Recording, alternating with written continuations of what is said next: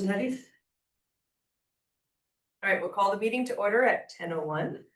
The town of Smoky Lake respectfully acknowledges that we are situated on Treaty 6 territory, the traditional land and First Nation and Métis.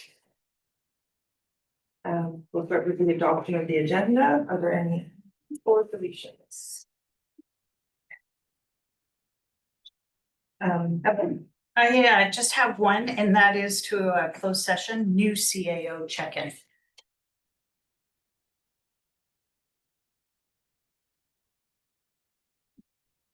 Yeah, 14.4. Yeah. Administratively, we could also add one item. Joint municipalities meeting. Okay, so new business, so, yeah. Actually, We're last 13, minute, yeah, last- 13.1. Oh, yeah, right. And,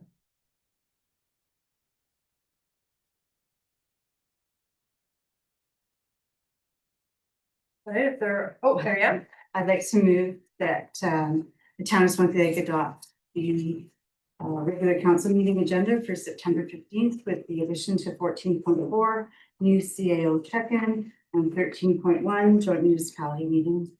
All right, all in favor? None opposed, so carried. And we'll move to the adoption of previous minutes, 3.1. August 11th, 2025, regular council meeting.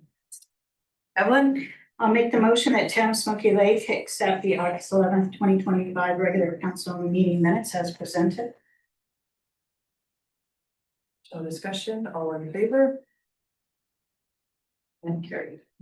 3.2, August 11th, 2025, regular council meeting action. Mary, Mel? Make a motion to accept the August 11th, 2025 regular council meeting action list. Evelyn? I just have a question, one. Yeah. About it, and that is, we had the motion 715/2025 about the congratulatory letter. And it says that it was completed. Can we get a copy in our next agenda? A copy wasn't included in this agenda package. Can we get that included in the next one?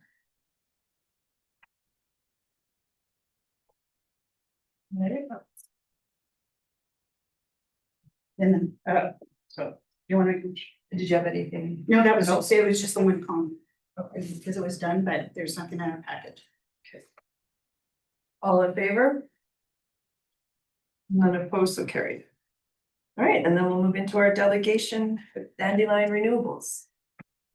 And that would be you. Are you all right to start? Yep. Yeah, we can do a quick introduction. You want to start with your That'd name? be great. I'll start. Steve Gladwin is my name. Work for Dandelion Renewables and I've been managing the operation and maintenance program of the solar PV or solar farm at the museum for the town for the last 4 years. Yes. And I'm here to walk through the latest annual solar O&M maintenance report. And answer any questions you might have about the solar.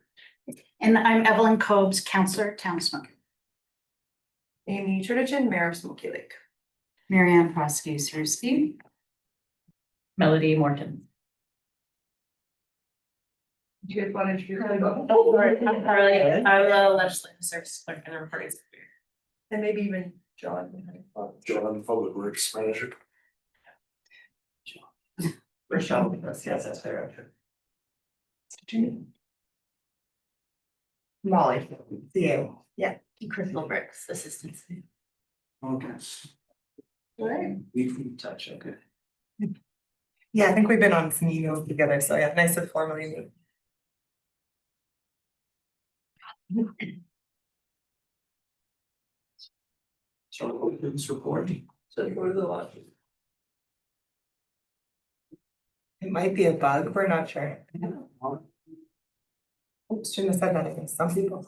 Oh, I know, some people don't. Okay. I'll tell that after. Sorry,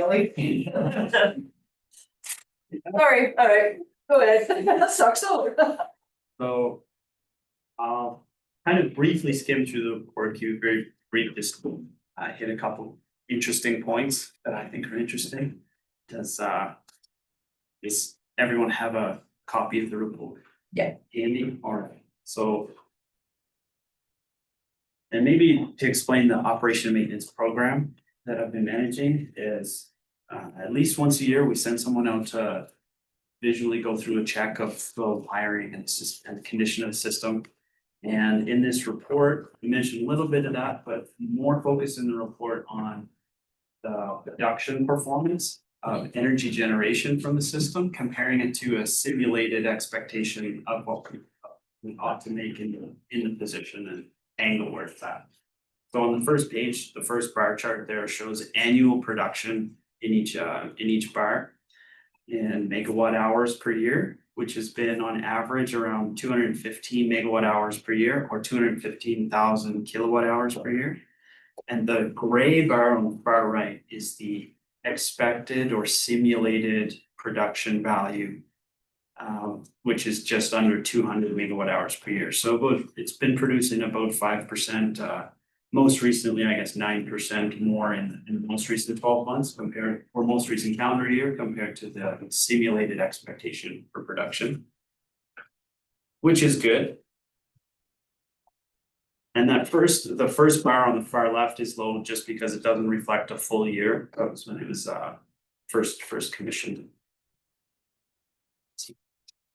And that was annual. Then on the next page of the report, marked page 3, there's monthly bar chart, which is the monthly production of the system, showing so each month, let's say that first month, say July, on the far left in the chart, the different color bars are different years. So you can compare the July production for the recent years to see if maybe in one year or another there might be an odd jump. Like say for December, it was the year 2023, 2024. So they're not calendar years, actually, they are July through June, which is based on I don't know what to call it other than a sort of a fiscal period or a 12-month period chosen for the O&M program, mostly just based on when the O&M coverage or program started and when the system started up. So in December, you can see that one big red bar or purple. And that would have been higher just because the snow didn't stick as much as it usually does in December for the most part.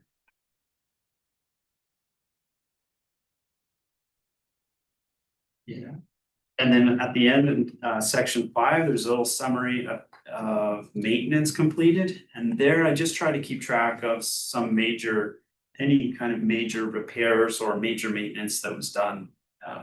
Mostly equipment replacement. And there were some broken modules found in recent years that were replaced, say like cracked modules, and that can happen from say rocks hitting the modules. For hail, the modules are good to go.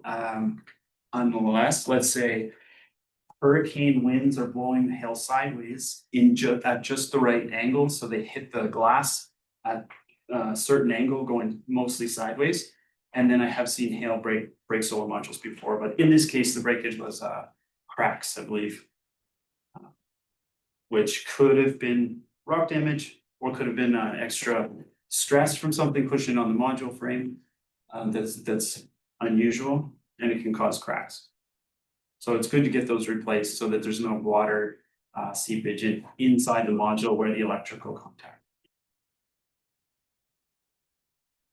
And so we do one of these reports every year to add on to it and keep a high level track record of the performance of the system. Are there any questions that anyone has about solar? Yeah.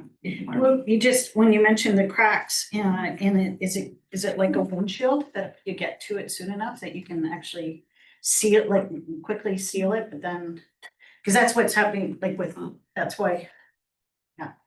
I've actually never thought of that or been asked that question, but Okay. interesting. Well, thank you for the idea. I'll say I don't know. And I've never heard of it being done, but a little bit of why not, except when they do the windshields, I know they drill a little hole to make room. I think in the first layer of the glass, and there's like plastic and glass. So if you could do something similar, I haven't heard it being done, but Okay. why not? Not to say I'll give it a shot, Yeah. but No, because of it, Wait, well, anyway. yeah, because I'm thinking, especially as now living in Alberta where everybody has broken windshields and it's become commonplace for me to do. I'm wondering if we get to it soon enough with the crack, then we don't actually have to replace the whole panel. We can actually just seal the crack and then it would continue working. And we could extend the life of it. yeah, I will look into it. Thank you. I would love an answer to that. No, I have a couple questions. My first question is you guys saw damage in 2023? What, Q4 it says, 2023? And it was replaced in August of 2024. Yeah. That seems like, I don't know, lots of months. Yeah. So I guess my question is why? Like why, that's like, I don't know what Q4, what month exactly that is, but August of 2024 is a lot like, so. I'm assuming those two panels aren't working at that time, which means production would be down at that time. Mhm. We'll often change them on a regular scheduled visit. Unless we move it up and make a special visit, and in this case, I don't recall if it was so one or the other, it can be if it's not seen to be. Like an immediate safety hazard in like a week or a month from now, based on how bad the cracks or the damage is on the modules, we'll sometimes hold off and do that on an otherwise scheduled visit, so we can do the periodic checks of the whole system, for example, while we're there. In this case, I think there was some extra delay around let's just say general administrative and scheduling or payment related things that weren't really they weren't site specific or had to do with the system. But they just, I think there were some a little scheduling hiccup / payment information or communication hiccup that added some additional delay. Okay, It would I'm normally, good with that. it would normally either happen like really quick, like as soon as a payment comes through, it would happen like within weeks, if the idea was, okay, we're gonna go do this with a special trip. Unless it was planned to say, okay, let's procure the modules, like get the payment done, procure the modules that are needed. And then plan to go replace them on the next annual visit Okay. while doing meetings.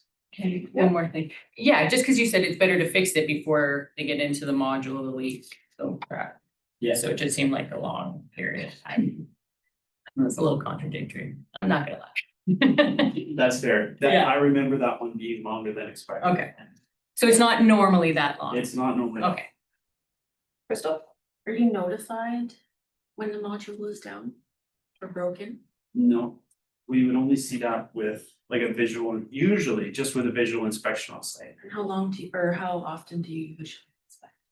annually, So once a once a year. yeah, but sorry, but it was noted in 23 and fixed in fall Yeah. 24, so it wasn't that it got No. unnoticed, that's all, yeah. Speaking of which, I believe you were on the email that I contacted you or someone from your team about checking out the breaker switch while you were physically here in person. On this trip, Yes. Yeah. Are you able to just connect with one of our public works guy and check that out before you head out? Yeah. Okay. right after the meeting. Do you mind doing? Yeah. Oh, you got it. Okay. We've got it. Oh, okay. Okay. Marianne? Sorry, I have 3 comments, two questions. So thank you for coming out here. It's great to see you in person. And so you referred to it as, the term you said was solar farm. And we, for a number of years, called it a solar project. So is it a size that determines whether it's a farm or not, or the panels? Usually larger ground mount systems and larger being important would call it a solar farm, because you're taking up otherwise agricultural field that could grow some things generally, but it's not, it's discretionary. And so then we talked a little bit about the annual inspections as well. In the presentation you prepared for us, you have one in 2023 was the last one. Have you done a visit in 2024 or? Yeah. it's just not noted in the report. In fact, in 2025, we've already been on as well. Okay. Yeah. And then the last comment, thank you for that. So I don't usually put all the dates of any visits in the report. Usually just any major, if there are like equipment issues found or equipment replaced, then I'll know timeline on that. Thank you for that. So, and my last question, just noticing the town of Viking, they have the live data in real time of the live data production, so you can go online and see. We used to have that, and I'm not sure if there was why we discontinued that, if there was a cost related to that, or it's something that with our community members could log in at any time and see what the production levels are. Mhm. Is that something you'd recommend, or where's there a benefit or a risk to having that? That's still available. And do you remember if it was on a Town of Smoky Lake webpage Yeah. or was it on the Dandelion website webpage? It was on our town of Smoky Lake webpage. Okay, It's the usually the costs that you would see would be paying your own web developers to just maintain a connection between a data feed link and that webpage, like the Smoky Lakes webpage. so They it's, just need to maintain the webpage and that link. so Steve, what you're saying is not an added subscription fee, it's something that we would get with the Dandelion Renewables Yes. tracking it, and then it would also appear on your website, or it doesn't?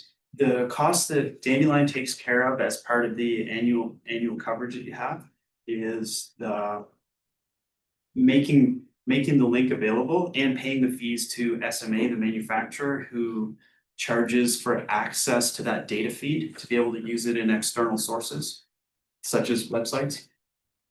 Yeah, Thank you for answering my questions. is that, Perfect, it's perfect. and it is available on the Dandelion website as well. That Yeah, just in case you wanted to see it and the town's page is down for whatever reason, you could take a look on the Dandelion under project portfolio. maybe it's just me and computers, but I could see the town of Viking, which were similar in population, but I just couldn't find ours. So it would have a later discussion in the meeting with our admin team, so. We have a link to it. Yeah. It was on the record. Yeah. So, and we recently did a website conversion, so maybe it just fell off. Okay. Thanks. Evan? To follow up on that, I've had the experience of like being at a conference and having somebody walk up and comment on how busy ours, like where our solar EVs, like electric vehicle charging station, where it ranks in the province. And which I find interesting. So are you keeping data on this? Like, can I, when I look at this, for example, Mary Ann just brought up Councillor Proskey, Deputy Mayor Proskey Zaruski referred to Viking as like, so how do we compare to other solar panels that are across the province? Like, is this good? Or is there areas that are doing much better than ours? Like, because of course you always have the compare and contrast between northern and southern Alberta and where the sun shines. Yeah. So I'm just curious where we are, like if you have that kind of information, when you look at all of your installations across Alberta. So off the top of my head, I can compare a little bit, although I haven't, Okay. put a summary together. I would say as Viking is a good example because it's their array is facing perfectly south on perfect flat ground with no shade pretty much from any direction. And the solar modules I'm not sure if they're bifacial or not. I think they're bifacial as well, same as yours, which is they'll make some power from light hitting the backside of the underside of the modules. So Viking let's just say per solar panel, which you could also say like per nominal watt rating of the solar panel. But let's say per solar panel, they make a little more power, maybe 10, 15, maybe 10% more per year than the same panel in this position or this array because of there's trees behind the array which reduce a little bit of that backlight here. The hill reduces a little bit of that backlighting. The array here is not perfectly south, it's a little off south, although that is. Okay. And it has a little bit of impact, everything has a little bit of impact, as well as like horizon shades of the building to east side of the solar array here, that has some effect on the morning shade, just starting up a little bit later. Okay. Those little things, but as far as looking at the array here, in the position and orientation and shade that it gets, it's doing like on par with Viking as far as performance. Right, thank you. Mel? So later on in our agenda package, we're gonna be talking about the revenue generated from the solar. So our production is relatively the same over the last however many years, give or take a little bit. However, the revenue generated is significantly lower. So you wanna talk to us about why that is? Yeah, do you wanna do that, talk about that now? Yeah. Yeah. Cause you'll be gone later. Yep. So. Something that affects every system is just generally fluctuation in power prices. Whether that's short-term fluctuation or more like annual level fluctuations, it's generally going to affect that. But the thing that seems to be the bigger variable where you could have some control over it would be the negotiation with your retailer or choices with your retailer about how your power pricing is structured or scheduled. And maybe even choice of retailer, but let's say through the retailer that you have right now, that, you know, bills you and applies the cost of energy and the credits for the microgen exported energy that you send in the grid. You know, that's all fairly negotiable. And as far as I know, it's like the choice of retailer is also negotiable. So there are a lot of choices that can be made around that. Yeah, so there's a lot of micro generators I haven't heard of or like poked into, because it's not that relationship between the municipalities and the energy retailers. I don't get involved in that, so I don't have a lot of info on it, but at least the ones that I am a little bit closer involved in, say residential, commercial, micro generator sites. There's something that's popular just generally to boost the power price that's being charged for electricity at solar sites during the summer, when the system is net exporting energy, so that it makes the export a lot more valuable dollars wise of that same energy that's being exported in the summer. And so there'll be a lot of sites that net export during the summer and then net consume from the grid in each month during the winter months. And so they actually change their power price. They contact the customer would contact the retailer that sends the power bills. And they say, hey, I want to change my power price for the winter to the lowest thing I can get. And then in the summer, what's the highest power price I can get? Because with micro generation, the power price that you're charged at a retail rate is the same price that you get when you export it. Okay. And I shouldn't say just micro, well, that is the micro generation rule, that is it. So it's strictly the price of what we're getting for our power, like. Yeah. It's, yeah. I guess what I'm saying is everybody's gonna have the same issue, no matter, like, the prices must have totally dropped out of, like, the floor must have totally come out of it. Because I can't imagine we're ever gonna get what we saw in 2023 in 2025. Yeah. Like It went a little nuts in 2023 area for 6-8 months or something or more. It was 20 cents, 30 cents was what everyone was paying. If they had a variable pricing structure, then people were actually paying that. And getting paid that in the summer, so it was great for solar net exporters in the summer. I will have to look at. Evelyn, can I please follow up on that as well? Because that's the way that somebody who has someone locally who has a residential solar panels and he is someone who like uses the phone and he's always checking it and he loves to talk about this with me all the time at the seniors drop-in center. Like he's very passionate about watching it and doing that. Are we not able then to do the same? Like we can monitor it and then we can actually, like if we see something that changes, we too can, it's almost like with the stock, put a drop, like, oh, this is, the price is, let's switch or do be a little bit more on top of it, so we're not losing so much money? I'm not sure.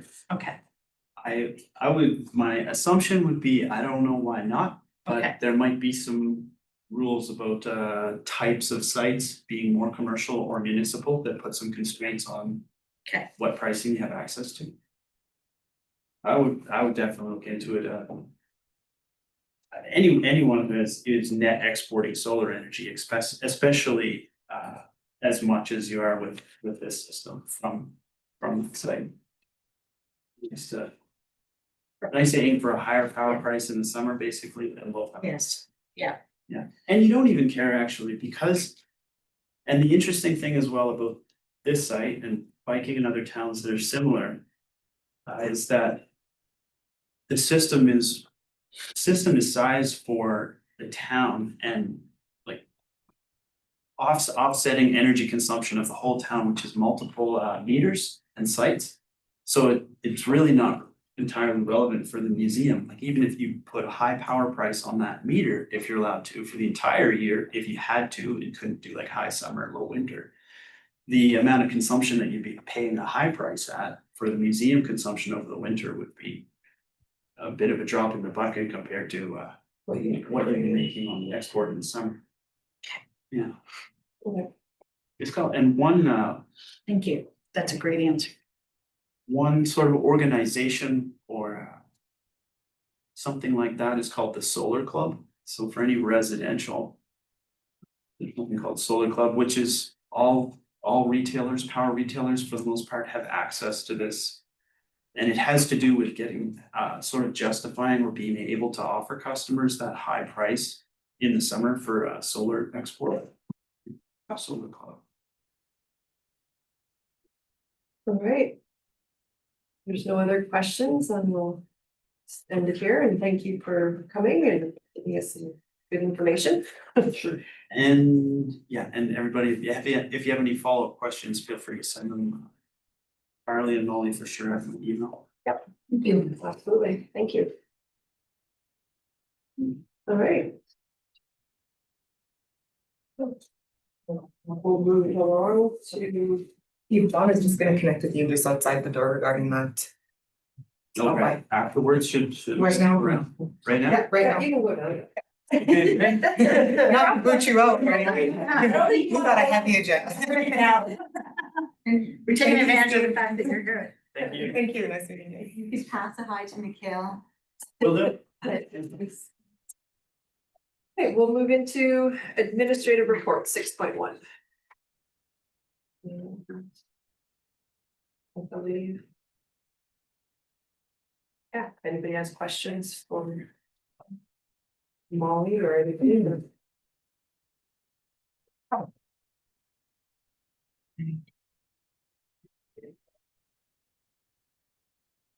So I'll put the motion on the floor. Okay. At this time, I'd like to move that the town of Smoky Lake accept for information the administrative reports from August 7th to September 11th, 2025, as presented. Any discussion, Marianne? So, yeah, it's not indicated on the report, but my question would be to administration is, with the tower, the Rogers Tower, is that completed and is it transmitting, or where are we at with that? I think it's a question. Oh, Don is just outside. I can't speak to that at this point, but as soon as he comes back in, in a nutshell, what's the issue with the Rogers Tower? But are we completed? Is it transmitting, or question is it working? Is it fully functional or is it on hold? Mel? I don't think any of the equipment's on it yet. I think the fence is up and the tower's up, but I don't think they've actually put, So we don't know. yeah, we don't know. I don't think it's up and going though. Find the answer to that in just a moment. Okay, any other questions until, Well, just to follow up what, yeah, I do, but I'm gonna follow up with what was brought up, and that is, yes, because I noticed that there was some garbage inside the fence, and as well, there's a lot of yellow cautionary tape, so, which leads me, and which is a great question, thank you for asking, because I forgot to write that, add that to my notes. So I was curious about it because it doesn't look finished or cleaned up, but we haven't seen any movement there. But we can ask another question until Bill gets back. Thank you. Just going to, admin report, oh, Joan's back, should we ask? Yeah, I guess we should. Rogers Tower or Redwood Cedar, Redwood. is it, any information about it? Is it finished or is it still working? I haven't heard anything I haven't heard anything from them. I know the fence is in and everything looks to be finished. I would assume that it's functioning now. Yeah, I don't know. I have no idea, Mel. Isn't there supposed to be a building on it? All the material, all the components, aren't they supposed to be in a shack? I don't think there's even a shack there yet. I don't think it's ready, John. I can You follow- should call I can him. follow up. Yeah. You should call him. I don't think it's done. Admin should maybe. No. Not public. Right. You should have him call. Yeah, we'll take care of it. Evan? So, going to administration report, CEO Fighton. You were meeting with the province regarding Highway 28 improvements. So this is a meeting that you personally had with them, or are you going like? Because I know that I was part of the Smoky Lake County meeting where they had the province come in and present, and they also had RMA present. They also had Shannon Stubbs, Chief of Staff, present at that meeting. Is that what you're referring to? They have actually met with the county and they had a separate meeting with the town. And then I suggested at some point there might be benefit in meeting with everybody together, but it was more just a heads up. But yes, they established it, they coordinated it on their end. John and myself attended. And then I did ask them to come formally to this council table as well, similar to what they did at the county. Okay. So that they were actually, I think, able to come. I think today, but we plugged them in for October 6th. Opposite. We asked them to come, they couldn't come, they will. They'll be at October 6th though. Yeah. So that's scheduled for a delegation then. Okay. So what I'm gonna suggest for that as well too, because you also wrote ICC, so why ICC? Why did you suggest that they come to ICC? Just as a platform to discuss transportation as a whole. That was a suggestion I gave at the ICC meeting as part of, it's not directly tied to FCSS regionalization, but transportation on a regional level, which will have different components to it. This would just affect there's gonna be a trickle effect of these improvements taking place. So I just wanted both of those tables together, or sorry, both parties at that table together to have an opportunity to talk there when the timing is right.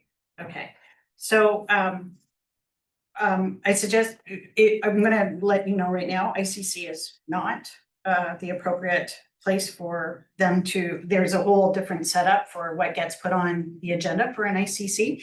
But what I do sit in, you have it added as a 13.1, but what I'm gonna suggest, instead of even having them, as much as I would love to have them personally here, Vilna and Wasetna would benefit from it as well too. So a joint municipalities meeting, if they were to come as a delegation, then we as a region, all of us, all councils from, all councilors are from all councils are present usually at a joint municipalities. So if we could, that's what I would suggest that you do instead for that.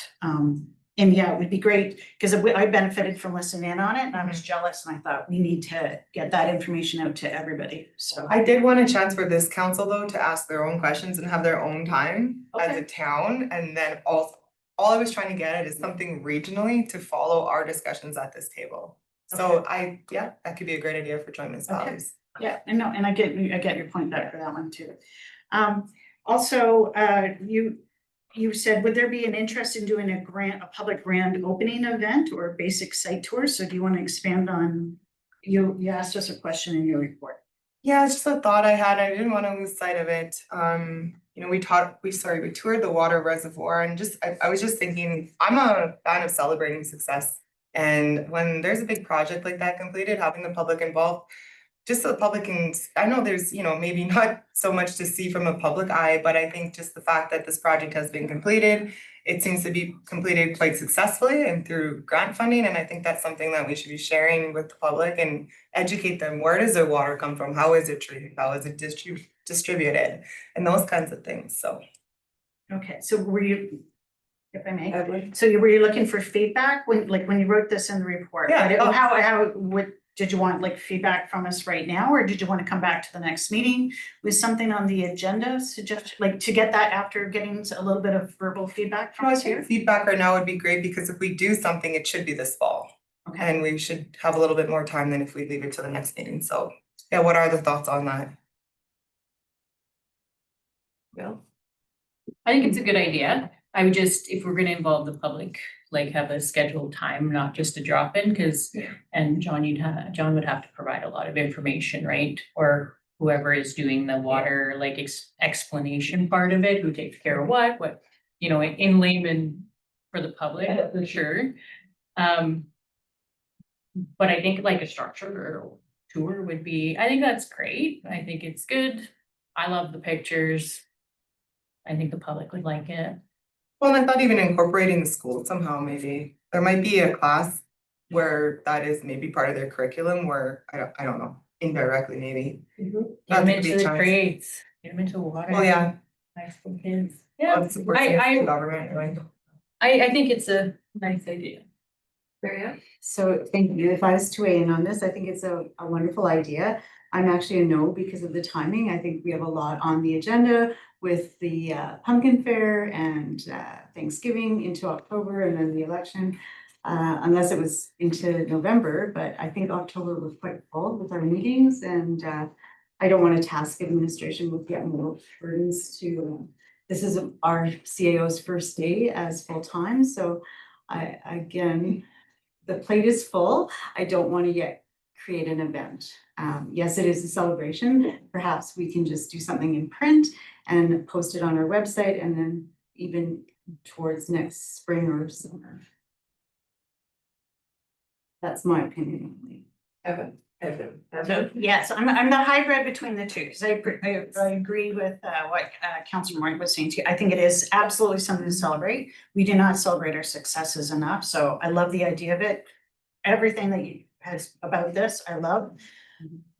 However, I also agree with, and I think I can agree with both sides. I think it's definitely something to plan with the next council and to plan it for the spring. I don't think that there's any rush to have it done this fall, but it is definitely something that we should share with the public, especially because I've asked this question before when it comes to our municipal indicator. Right now, we're in the red for infrastructure.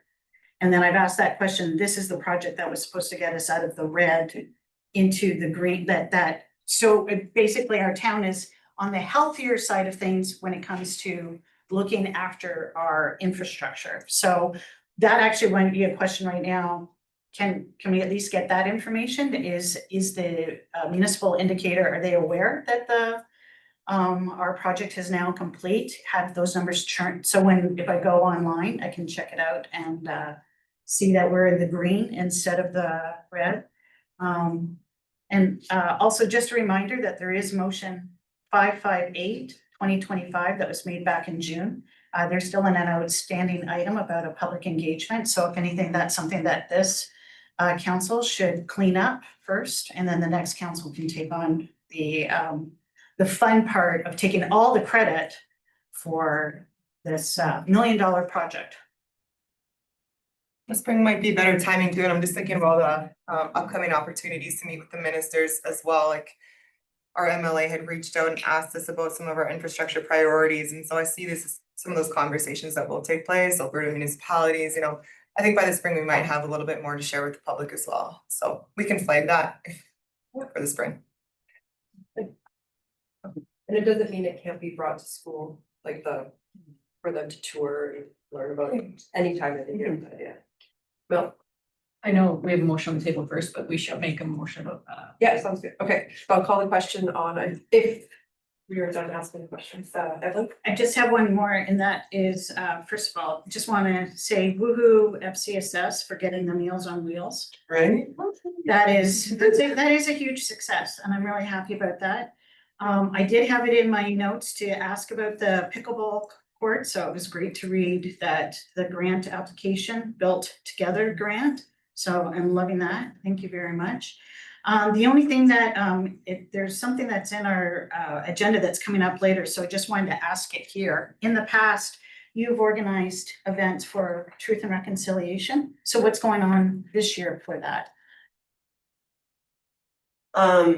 Yeah, so we actually used to partner with Métis Nation of Alberta, so they would be the lead applicant for the grant, I would help them with the grant, and then we'd sign a contract and then they would transfer the funds. This year, due to staffing changes at Naginaw, there was nobody who wanted to take a lead in being the lead applicant, so we have no incremental funding to host anything, so this year it'll be hosted out at Métis Crossing, and we weren't planning to do anything here in town just due to that shift in structure. Okay, so just to clarify, there was that event out at Métis Crossing last Last year year, that we helped financially support Correct. through that grant. yes. This year, they're going ahead doing potentially something similar, but we are not a partner. Is that Right. Correct? Because last year, you're right, last year we took a large percentage of the grant and we just did something small here in town, and then we shuttled people out to Métis Crossing. And the majority of our grant went to Métis Crossing to fund the free meal. This year, because we have no funding whatsoever, Métis Crossing, I believe, and I 100% don't know, because there's been shifts in staffing there as Yeah. well. Yeah. But my understanding is they had applied for that grant, so they'll still host something there, and we can partner in the sense of like educating and everything, but we haven't been actually partnered in planning. Okay, good. Thank you very much for that update. You're good. Right, all in favor? None opposed? Okay. So there's another motion. Yeah. Awesome. Yeah, just before we do that, may I? Yeah. If in the motion, I would take what Evelyn said and say maybe a hybrid, maybe there could be some social media posts that it's completed now in the fall. And then position the event for spring. So that's kind of what I was gonna put in the, no, that's good, I appreciate it, I was just gonna put in the motion to advertise locally and on Facebook, the completion with some pictures and some informational knowledge of how the water system works. And for administration to bring back in the new year to a council meeting to schedule a public engagement piece, whether it be a tour. It'd be a great educational tour for the new council too. Yeah, exactly. Great. Did you want me to make that smaller? Or you got? Got the gist of it, yeah. Yeah. All right, all in favor? None opposed, so carried. All right, we'll move on to deferred items and old business, 7.1, delegation dandelion renewables, 7.1. So that one's checked off, but the financial report is what you wanted to move into? Next one. That's after. This is just a the request for decision regarding the delegation. Oh, you're sorry, Yeah, I'm sorry. after. Okay. I know, it's a. Oh, okay, we don't it came keep later. Yeah. Oh, okay. I'd like to. Yeah, I'd like to move that the town of Smoky Lake accept for information presentation by Steve Gladwin with Dandelion Renewables regarding the operation and maintenance report on the ground mount PV solar panel system located at 5622 49th Street, Smoky Lake. Oh, no. Just not any discussion, I just would like another motion after this for administration to look Okay. into. I'll make another. one. And Yeah. I'm happy to make you one too. All in, oh, Evelyn, is it? So I'm not gonna be making a motion, I'll leave it up to the public across the table. I just actually, if anything, wanna say thank you for the questions you asked. I was like, right on, that's exactly, loved it, thank you. Also, to you as well, Deputy Mayor Prosecutor Zarowski, I like the questions that you asked, so thank you. That was a delegation where I was very happy with the questions that you asked, and I hope some of the motions that you're making is in line with what I think you're going to do. That's it. I just had one comment, and Evelyn, you may have let the cat out of the bag, you could have been a millionaire fixing solar panels. Now you passed it off. I don't know, I was like, oh, you should have patented that. So thank you. Oh, yeah. So brother, no. All in favor? None opposed so carried, and Val, you wanted to, was it right there? Yeah. I'd like to make a motion for administration to look into the options for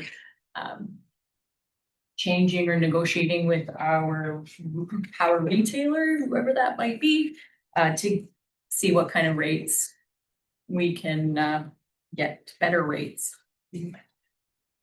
Marianne? Good motion, thank you. And so in discussion of this motion, I would like to position a question to admin. Previously, have you contacted the retailer to check on the rates or anything like that? Has that been done in the past?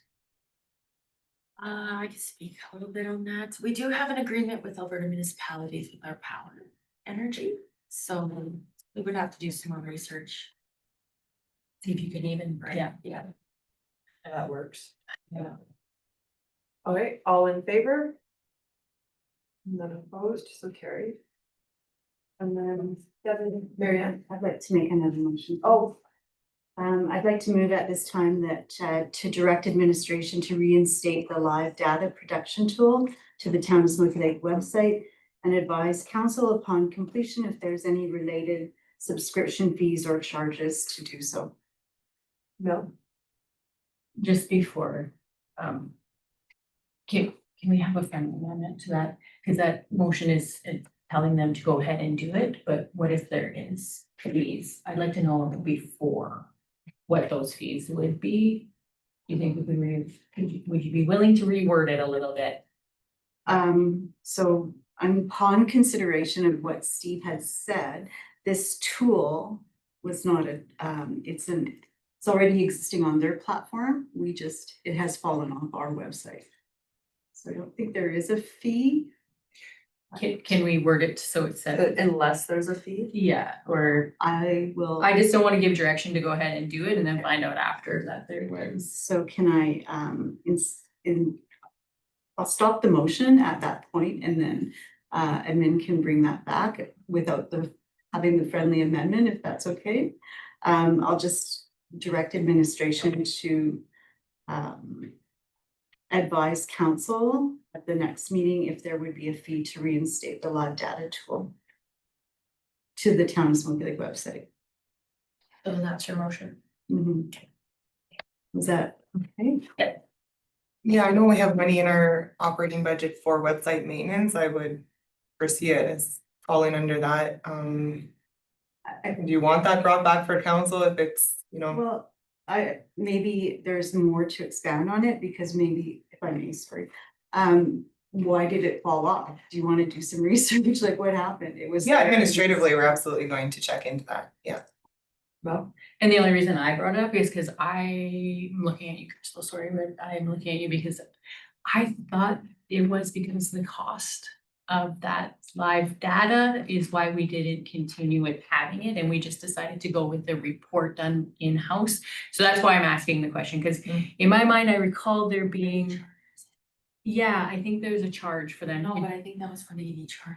Oh, that was the chargers? Oh, okay. I wanna say. I'm just trying to streamline what is brought back to Yeah, council definitely, or, And yeah, I think we have clear direction in terms of what to It look. looks like dandelion, cause it is on there. Yeah, that too, I see that. So, should be fun. We could probably work around and get creative, so there aren't any fees. Yeah, We have. yeah, that's what we're saying. And to speak to that, the importance of it or the benefits to our community members is people would look daily at what the production rates were. So it is an important tool to benefit the project and the importance of having it within our community. Evelyn? Also, I also want to point out, our website is extremely important for people who don't live in our community, who are thinking about coming to Smoky Lake. That's why our website is so important. It's not even so much, as much as it's used by people locally. I can speak from somebody who moved here so many years ago that I was living on the website to learn about it. So yeah, having that information would make the town more attractive. It would, progressive is the word we always like to use. Marianne? So before we do call the question and vote on it, could Carly reframe or recap the motion for us? I'll have to clean it up a little bit, but I have the Town of Smoky Lake directed admin to advise council on any fees to reinstate the live data production and to be added to the Smoky Lake website. And bring back at the October Yeah. 6th meeting. Sorry, missed that, and bring back. Okay, that, and my question then to admin, it's 3 weeks away. Does that give you enough time to do that or? Okay, thanks. All right, Thank you. all in favor? None opposed, so carried. And we'll move to 7.2, solar financial report from 2022 to 2024. So on this one, there was a motion made back in January of 2025 that we brought back a 3-year financial report for the solar project. As we just discussed, showing the revenues and expenses to date, so the information's been laid out here. I would be happy to speak to any questions that I can answer. Anything over and above what was asked. Well, let's hope that changes. Let's hope the revenues change relatively to the expenses going forward, but that'll be a great little challenge to have with our compensation negotiations. Mel? No, I'm just pointing at it. Okay, This is my Yeah. motion. Just one, okay, hold on, let me put it on the table first. I'll make the motion that Town of Smoky Lake accept for information the solar financial report from 2022 to 2024 as presented. And I have one question before. Okay. Yeah, can you call the question? Sorry, but I'm just a little confused. Removal, recycle, 2 damaged in 2023. Removal, recycle, 2 damaged in 2024. I thought there was 2 total, but there was 4 total? Okay, then I missed that part. For some reason, I've always been focused on 2. Okay. all in favor? None opposed, so carried. And we move to 7.3, amendments to Ag Society Complex Agreement. Mel? The motion on the table of the Town of Smoky Lake amend the current agreement with the Smoky Lake Agricultural Society and administration submit the revised agreement as presented and as presented to the Ag Society for review and approval. So I was assuming last meeting we were looking for how many hours that they would require, which is put in as 8, correct? Yeah. Sorry. Mel? I just had a little bit more information, that I got yesterday Okay. in regards to this, so. This is appropriate. What John has brought up is perfect. I do know that they are going to put in a request, as well to, the county for a couple guys to help, but to the county for the couple people to help as well or assist with some equipment, like a skid steer be brought in because it's all on pallets. And it'll be going in shortly, I guess, hey, right before Pumpkin Fair. So it'll be our first year. John? I believe it will be installed the week before, right? But within the week before, Yes, probably a few days before Pumpkin Fair. I think.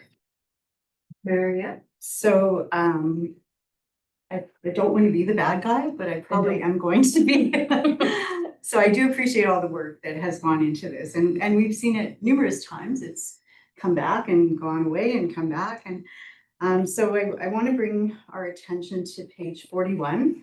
After the yellow highlighting, the Ag Society was contacted and they have not given us any additional requests. So we started this journey because there was some water concerns at the RV park, which maybe speaks to seasonal checklists that we should be following. Then we added 3, E, F, and G as a recommendation on a list, but it appears in the agreement. So then today, before us, we're changing the dates to this year and to end December 31st, 2026. So I'd like to remind council at this time, we have an existing agreement. We have an existing agreement from September of 2024 to March 31st of 2026. So in the essence of, or the spirit of setting up new council, this has all been done. I am not going to support the motion that's on the floor, and I'd like to have council support to leave everything the way it is, and that new council can look at adding 3, E, and F, and G to the agreement that should come back in February of next year and go forward from there. We have an existing agreement that is working. No, I understand what you're saying. It was this council that wanted to add this and bring it back, and now we've done all the work, and now we're at the end. And we're gonna go backwards. I'm not in favor of that. The Egg Society we said, what else do you want? We talked to them. These were the things, when it says they haven't got back to us, they were happy with this. So when you say the Egg Society was contacted for any additional, they didn't ask for any additional. They were told this was going to be in there. Do they want any additional? They didn't have any additional. But they were told this was gonna be in here, and now after we've done the work, contacted them, got the information, we're not gonna do it. I don't feel good about that. So I'm gonna differ. I think we need to finalize this, send it to them, and then the next council can decide after, whenever, right? We started this, we're the ones that said, let's add this to it. They didn't say, can you add this to it? And we did, and now we're gonna go back after we've already given them that information that looks for, I think, on our behalf. Okay, thank you. So when did we give the information of the new things? That the list was prepared to us for last meeting. We haven't approved the list, and it's already gone back to the Egg Society. And then who decided to change the dates on the agreement? What do you, sorry. So the list, okay, may I re-explain it? So the list in the last motion in the August 11th meeting, they were to have a list prepared of what amendments we would like.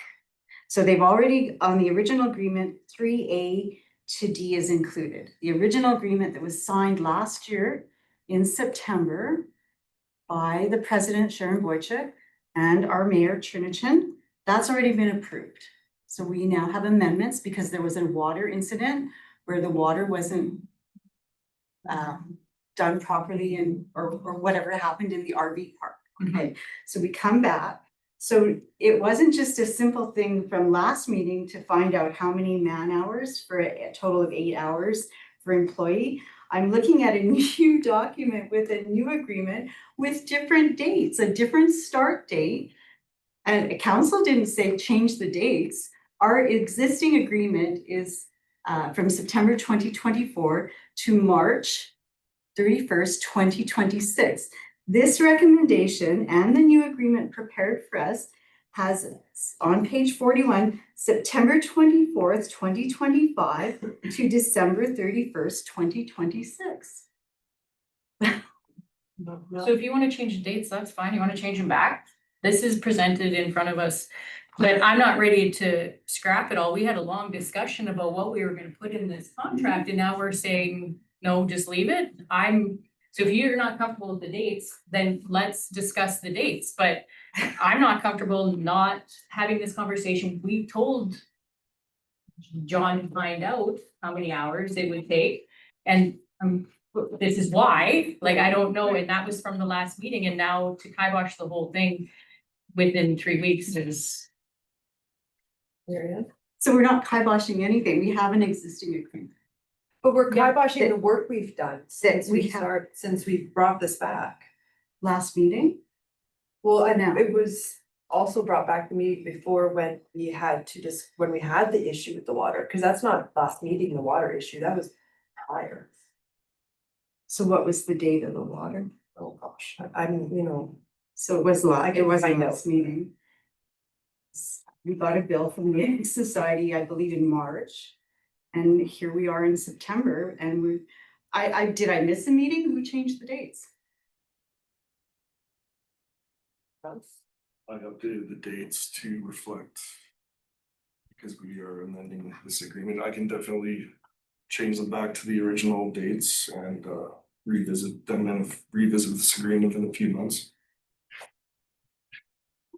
When the deadline for the original agreement was. Well, I'm just looking at the old one that was in the last package. It says January 1st of 25 to March 31st of 2026. And now it's to December 31st of 2026. And the start date is this year. September 24, 2025. in today's package yet. So, and if I may, one last time, when I saw this, I was a little confused. Did I miss a motion or something? So to look at something that was done, it's ridiculous that we have now new dates. And I feel that it's not a council decision to change the dates of an existing agreement. So we were tasked with one thing to decide upon, the man hours and the time for installing the new ice liners. And now we're seeing something totally out of context. So am I the only one or? Well, I mean, it's an oversight of John maybe changing the dates. I mean, we can have them put to the original. I think he was trying to extend it so that it didn't have to be revised so soon with new council coming in, maybe if that's what's keeping you from wanting to accept this, we can move them back. There's no. Yep, usually subject to original Yeah. agreement dates. There's still an option to extend by 3 years upon both parties' agreements, so Yeah. that won't change. That. No, Yeah, I'm okay with changing it to the March, like keeping it at the March, sorry, not changing it, keeping it at the March. I just feel strongly that we've had these discussions and put this work into it, and so I'd like to find a way to get it done. I'm okay with March, then new council has their opportunity to look at it as budget, if you're comfortable with that.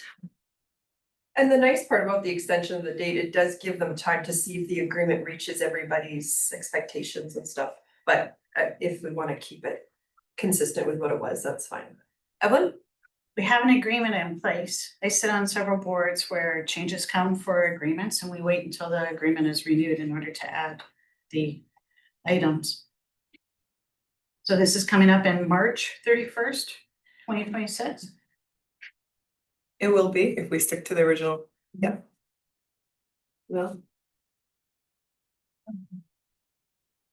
Okay, but,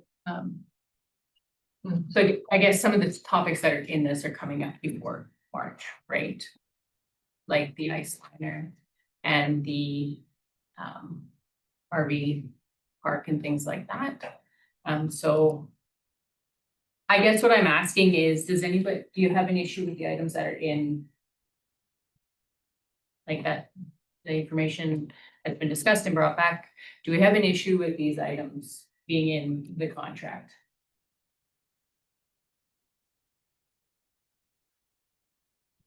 Yeah. So I have a question, just help me out. So this was, the yellow highlighted items were brought originally to our August 11th meeting. And so what you're saying to me now is the Ag Society already knows this, they've been presented with this draft? No. No, but they were asked. Public Works and Min was asked to get the information on how much time it would take to put in the ice, One thing, yeah. the ice liner. Right, so, the ice cover. So no, they haven't seen this draft, but we have multiple times, and the only question at the last meeting was how much time is that gonna take? So I don't think it has anything to do with the Ag Society. We decided, we talked about this, there was more information required about the cover. And it's now been provided. Do we have any issue with, because I thought everything else was good. I would like to go ahead. I'm comfortable with the dates staying the same to March, but I would like to edit this. That's the work that we have done that we've asked our administration to do.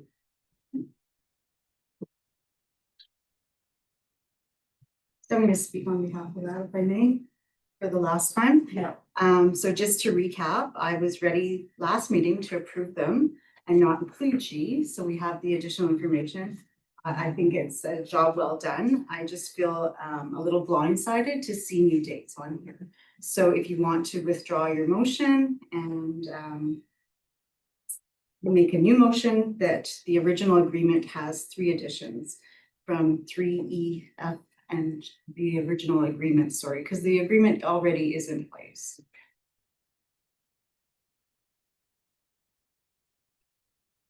So I made motion that we amend the current agreement, and so you mean just, I should just say amend the current agreement, adding E, F, and G, and use the original dates.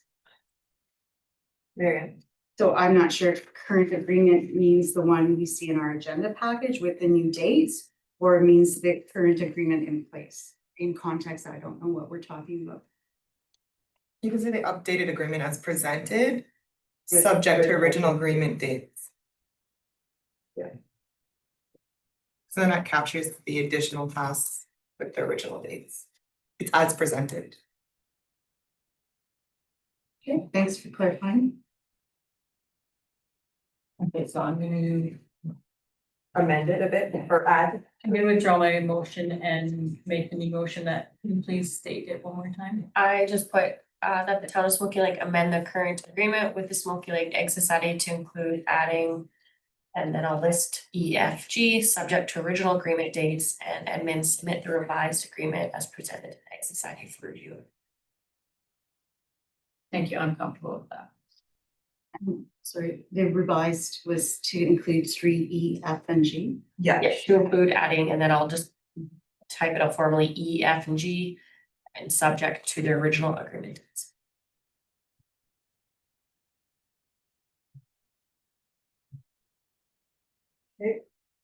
All in favor? Any opposed? One recommendation to admin, minor, but just in Sharon's last name. The second C is not required. In board chair.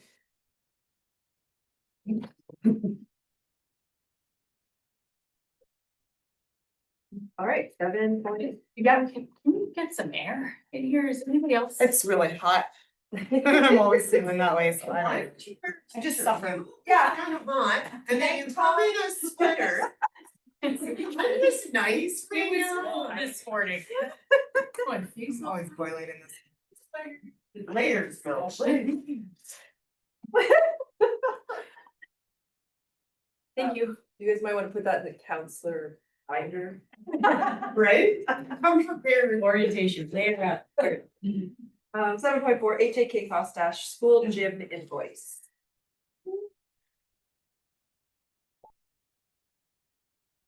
So, well, I will turn this over to Crystal, but I wanted to just say that there was some questions regarding the invoice in terms of when that came through. So the information in front of you is the same. However, you will notice in the background statement, we've just provided some clarity. So the funding agreement for the additional gym space in the new school was executed on May 29th of 2025. And then there was the invoice of 85,000 received in May of 2025. As per the motion that was made back in 2020, the town was to include the $85,000 in the borrowing bylaw. It was not included for daycare funding on June 7th of 2022. So I think that's the only other information we updated in this report coming back. So the options are to, obviously admin is looking for direction on how to fund this, so we still stand by the original recommendation of having this $85,000 funded from the general operating reserves. But the other options would be to do the debenture. Crystal? Yeah, and I just want to add that the agreement was signed on May 29th, 2025. There was an email that went out in March 27th. Our CAO at the time wanted to clean up business. She passed it on to Aspen View, so March 27th, that the town and county signed the agreement. So when Aspen View signed it, was May. And that's why the agreement is signed in May, so just want to clarify that. Oh, I see. Yeah. It wasn't us. And then I see a 10-year term is an interest of 17.5. If you were to use a debenture, correct? Yeah. Marianne? So the interest rate was compiled for us in the previous RFD. Has that interest rate changed since July 29th?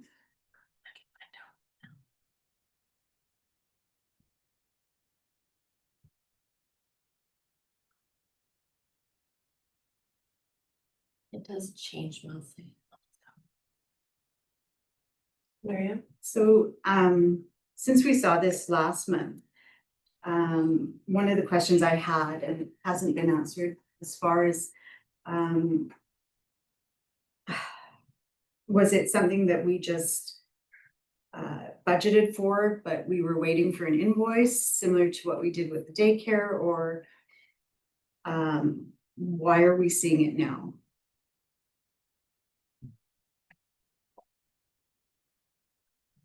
So the interest rate is 3.76. Sorry. The interest rate, I just wanna clarify, is 3.76%. Thank you. I imagine Aspen View wanted to clean up and get these agreements signed. There was no agreement for the daycare up until recently, and also the gymnasium. So once we were executed the agreements, then we received the invoice. But it's been 5 years. So, Marianne? okay, so we had the daycare, we did the borrowing bylaw. And we didn't get the invoice till later, so we budgeted for that. So I think, are you saying to me that we just didn't budget for it? I'm not sure what happened in the 3 years back, like in 2022. I don't know what the original, I can't answer that. What do you mean by budget if we were taking out a loan? Well, Then we were, it's the ban. we knew that we had to pay for the gym based on the motions. So we should have taken a loan out when we made the motion? Well, when were we gonna, did we have it in our capital budget to pay for? No. Yeah, it got missed because it was supposed to be in the debenture with the daycare. So it did get missed when we put out the borrowing bylaw for the daycare, because the motion originally was to do both. And so it would have been, But would we have just yes, taken out the loan anyway and then paid what without an invoice?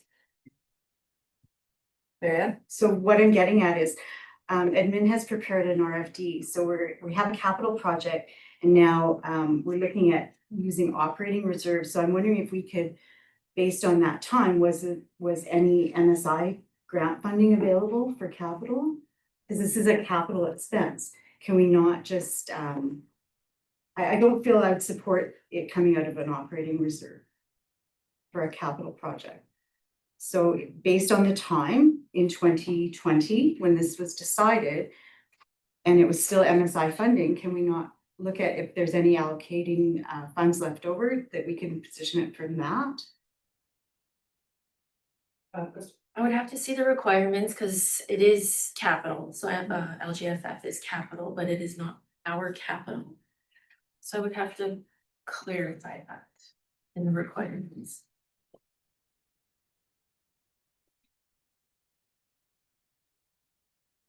I would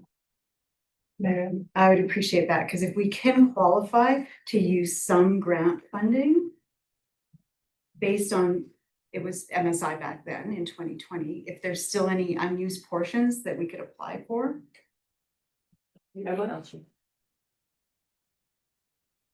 So why are, and I want to say, thank you, because you brought up, you just actually mentioned something that that was going to be my question. General operating reserve, which I disagree with, but before I say I disagree with, I'd like to hear the argument as to why that's option number one, instead of doing exactly what we did back in 2022 with the daycare.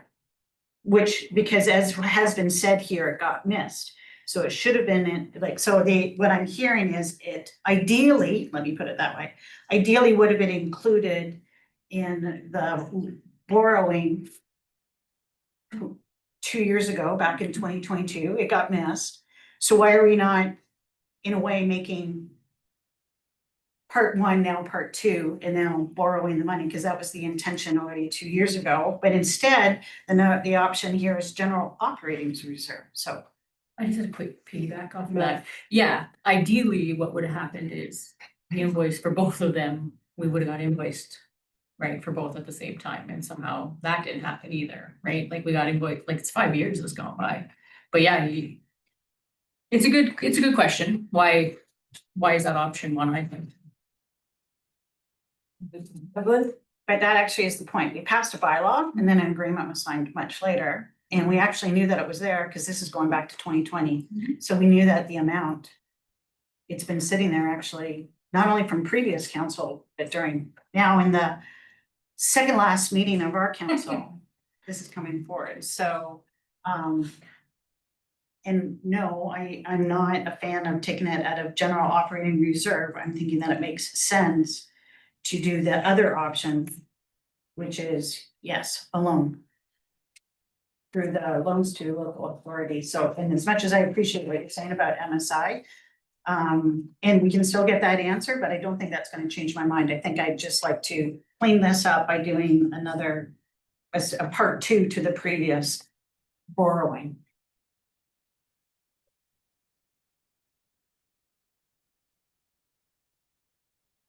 Just looking up the eligibility on that. Yeah, I would need more Grant. time, but I mean, it's up to council. There's interest on a borrowing and there's money in reserves. Or we can look at LGFF. It's up to council to give us direction. No? Everybody has me, really, like I'm kind of riding the fence a little bit because everybody has a good point. I am still leaning towards, I shouldn't say that. So I guess where I'm at is LGFF, if we can, that's great, but that just takes away from infrastructure down the road. Like it all comes out of somewhere. So if you take this for the gym, then it's gonna take away from infrastructure and paving and sewer and water. And so you're gonna pay for it somewhere. So I guess the question for me is, I don't have an issue. To me, reserves and LGF granting are the same. They're not the same, I know, but they are all gonna go towards what we use for our infrastructure needs and our capital project needs, right? So so for me, I guess the question is the borrowing bylaw or operating reserves, because they're the same thing for me, but I don't love interest in really, and so that's why I'm on the fence, because I'm just not really sure. Evelyn? If you review all of the previous borrowing bylaws that we have, this is actually one of the best. We actually have previous bylaws where it's a 7% interest. And we have others that are 4%. So I appreciate what you're saying, but I'm going to tell you, this is actually ideal. If it was 7%, we'd be having a completely different conversation. But because of it's under 4%, then I think that this is the ideal. Especially when you compare it to other ones that we already have on the books for the daycare, but particularly for all the local improvement taxes. Marianne? Thank you, and I can. You're late, we started at 10. So I would, is it possible that we could get an answer by the end of today, or can we table this till the end of the meeting and come back to it? Because I'm leaning towards the borrowing bylaw as well. Or our next meeting is in 3 weeks, so whatever admin could, I think it's important we make a decision today. If the borrowing bylaw, I'm on the fence as well, so if we wanna, I feel that if we were to put it as a borrowing bylaw, we'd be on board with that, because we're all kind of, you know, so if someone wants to make that motion, Evelyn?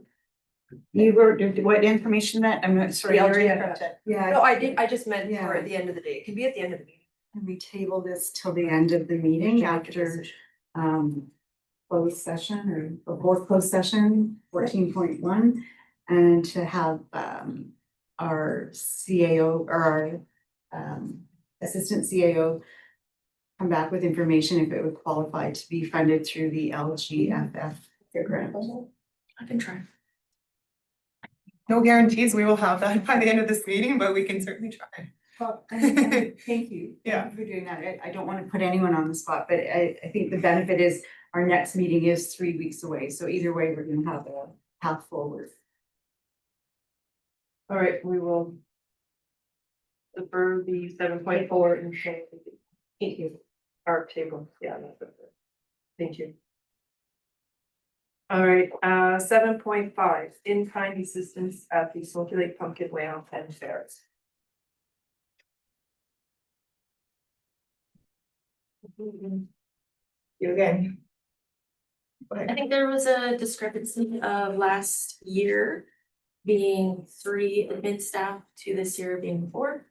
One of our staff last year couldn't attend due to another function, so she is able to attend this year, so I included her for the protected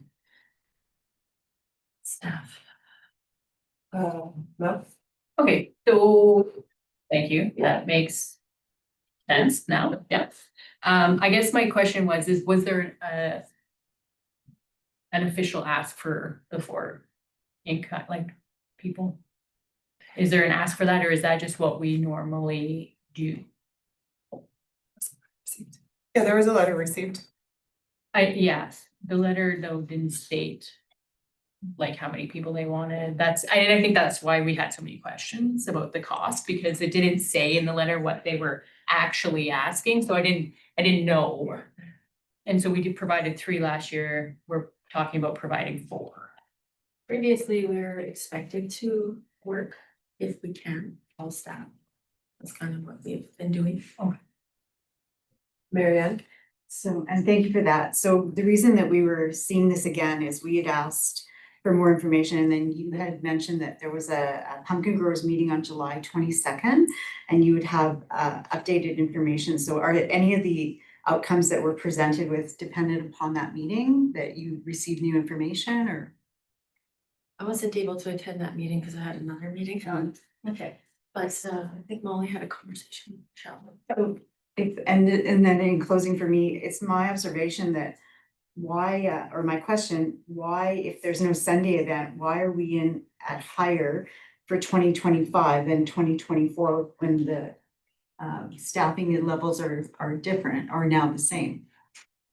I don't know if you noticed, but on Sunday, there was only 1 staff. Like I read, like, Yeah. so it was, Right. we're only paying 1, and then, there is an additional staff this year. Like, that's what they're Yeah. predicting, there might not, I know Sunday event. and no Sunday, but the Sunday event last year was 1 staff, I'm saying, like, not before. So the addition is not very significant, and then I'm assuming wages have gone up this year compared to last year, so that also adds to the. But I don't Well, know. the admin would be more than the 4 hours on Sunday. I think it was 4 hours on this Sunday. Last year, there was only 1 staff for 4 hours on Sunday. Yeah, so And there'd be then none of the that. admin staff would be 8 hours. And there was a previous motion already made. I noticed in the history of motions that this is at the discretion of the CAO as well. So just that to keep in mind that, you know, we do work with the association to get, and this year I've actually asked Michelle to provide a full list of all the duties and everything kind of upfront. And one thing I suggested too, just so everybody's clear on expectations moving forward, is a bit of an event program where we have staff requirements and duties and stuff kind of all laid out for everybody to see. So it's a bigger picture, but Marianne?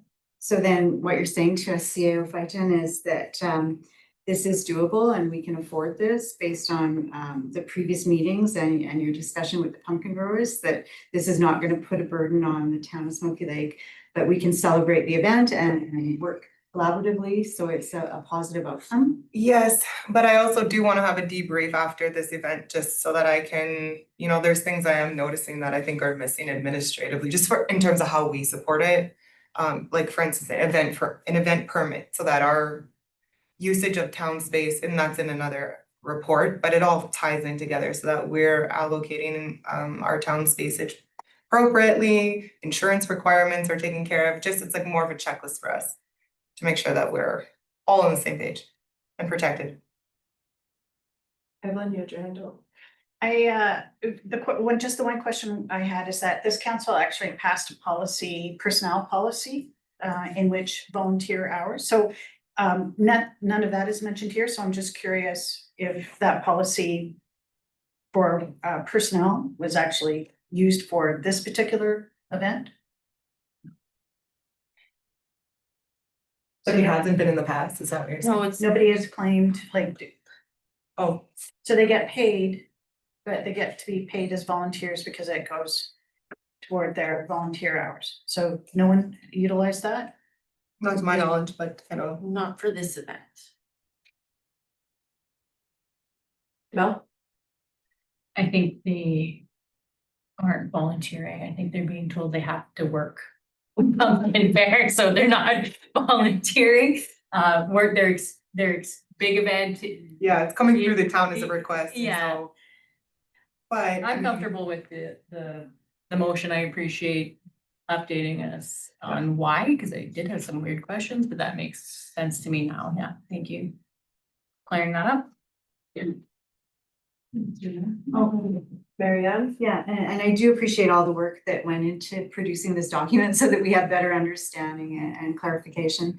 And I like the idea of a debrief, and I'm wondering if you want that in a subsequent motion or it's just something. No, that- that's administratively, and I'm gonna be participating in a couple of the meetings as well, and so Michelle knows this. Just from the outside looking in, I just noticed there's some things that I think will help us streamline that side, that's all. So I'd like to make the motion at this time. Did you wanna, Evelyn, prior to the motion? Yeah. just one more comment? Yeah. And that is, because this is a value, does that not mean that we are higher than a platinum sponsor? Through the in-kind, That is, well, thank you, because this is what I was thinking about at the last meeting, and I wanted to bring forward is I actually would like the town to get appreciated for this $10,000 value of in-kind work, which I believe in addition to our $1,500 as a platinum sponsor bumps us up to the next sponsorship, so. Diamond. Diamond? Double Just making it up now. I like the sound of that. Go ahead. So, and thank you for that, Councillor Coves, Councillor Grande. I would like to, just as a former pumpkin grower, they have their own structure for sponsorship, so that wouldn't be in place to now, at this late date, say now we're gonna add different sponsorship levels when they have already pre-organized that, so good idea. Timing a little off, I would say, unless admin or other pumpkin growers would like to speak on behalf of that. Just keep saying it till it's true. Call it a diamond in your motion. No, it's a conversation we can have though. That's exactly what I just brought up the levels and it doesn't mention in kind, but that's a conversation we can have maybe for, I'm gonna get next year. In the debrief. Or tomorrow, that's when the meeting is. So you're gonna make. Yeah, may I Go go ahead, ahead? yeah. Councillor Grande, are you okay with that? The town of Smoky Lake, except for information, the staff in-kind work for the 2025 Smoky Lake Pumpkin Way Off and fair in the estimated amount of $10,929 and the 2024 and 2023 totals for information in reference to motion number 631, 2025. All in favor? None opposed, so carried. Call a recess. Yeah, we're going 5 minutes. I'll call the meeting back to order at 11:36. And we'll move into 7.6, utility meter asset management plan. John? Once here. Okay. So I'm creating this plan to provide guidance going forward for meter replacements for Smoky Lake. Just to summarize here, in coming years, we're planning to change 170 gas meters in 2026 and 27. And projecting 60 in 28 and 29. The water meters, the majority of them were installed in 2013. So based on an expected 20-year life cycle, which would likely have a lot of variance to it. The majority of the water meters would have to be replaced in the early 2030s. I believe starting in 2030, changing them proactively would be a good idea. And I recommend consistently finding an amount of 60,000 annually going forward. Is to help absorb the number of meters we'll have to change in the early 2030s to provide a more consistent budget year to year. And just a side note, the meter reading receiver that we use to read the meters is no longer supported after 2028. I recommend that we budget to replace this equipment sometime in 2027 or 2028. To the newer model that will have support going forward. Any questions or? Any questions? Evan, wait, do you want to go first? Well, I have several questions, so, I just have one. okay, then you go first. So, and thank you, John, for preparing all this. I'm not sure, the ask of council was to prepare the report in the motion 692 for the capital projects 2023 to 2024 and 2025. So I just want to caution council that we should not be discussing budgets for 2029. I appreciate the work you did and the extra time you took to prepare this for us, but my goal was to know if we're on track and on budget for this time period and have we completed the work in the previous 2 years.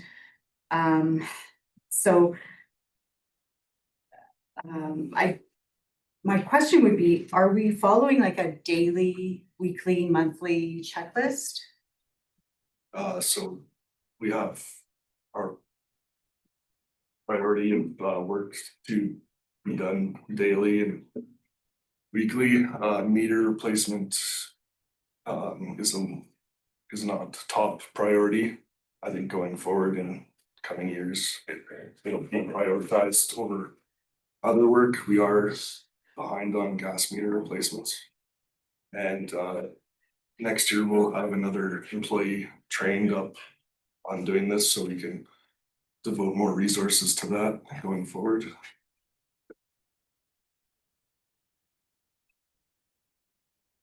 Evelyn? Okay. You wanna? Okay, so if I have also math questions, so I'm not sure. I can speak to You're gonna speak to the math? Okay. So no, just first of all, just looking at the inventory, so we have 17, which is of the 3/4 inch, which is for residential. And 4 for the 1 inch, I'm assuming that's for like the arena, the curling rink, the public works building, the 4 that we have in stock. These are new units that haven't been installed. Yeah, so, There isn't many 1-inch meters. I believe the public works building and larger buildings like the complex would be the 1.5 or 2-inch meters. 1 inch, maybe like some of the commercial buildings Yeah. downtown. There's about 95% of our total meters, or possibly even slightly higher than that, is 3/4 inch size. That's why there's so many of those in stock. that's residential. Yeah. 1.5 inch. In the 2 inch, and we have this all on, in the inventory in case something happens, so. Yeah, just we've got it. ready just in case. Like the Super 8, the Smoky Lake Inn. Yeah. Commercial buildings, okay. So, flipping over, when you say there are 540 active water meters. And then, you say at current pricing, the recommended 14% replacement budget allocation would be, so I was doing some math and I would like to, and if I'm wrong, I'd like to have that corrected, but 35,000 annually for water meters, 14% of 540. So are these meters approximately $460 each? Would that be, So is that what the math you used for this? that's approximately, so basically the meter is approximately 300 plus the transmitter is about 160 Okay, each. so I did figure out the right price for each meter. That's for the 3/4 size, and then I did Yeah. some extra because the larger meters are Okay, more expensive. but that's 540 because we have 540. Yep. times 14% is 76. So we're budgeting for 76 meters annually, and this is Yeah. water meters. That's budgeting going forward, but not all of them. I would recommend not replacing those right away as their life cycle is into the early 2030s. Can I just say one thing? I think I know where Evelyn's going. You're saying, or can I clarify? You're saying put it in the budget Yeah. for reserves. These go Yeah. towards water meters, not necessarily change out 14%, because water meters are only changed out when the battery or life cycle comes close in. So you're saying budget for reserves for water meters, that amount, not necessarily that we're gonna buy them every year and use them, replace them every year. We'll have Okay, to buy some every year, but Yeah. not the total 14%. That's just my recommendation for reserves. your information, just as a, for. No, you're right. We're going in that direction, but it's not included in the report. So you've just had to explain that to me. I wasn't explaining, sorry, I was clarifying. I assume that's what he meant. Because but- right now I'm looking at water meters, which are being changed on an average of 10 per year. But then we know that coming into the years 2030 and 2033. But now we're being budgeted for approximately 76 per year. And now you're saying that's in reserve, because at this rate, if we go by this 10 a year, it's gonna take 54 years before all the water meters get replaced. So I'm not seeing how this. Okay. Respectfully, I want to call a point of order at this point to, I want to say, being that the motion was to bring back past information and to see if we're on track. Our Public Works foreman has said we're behind schedule on the gas.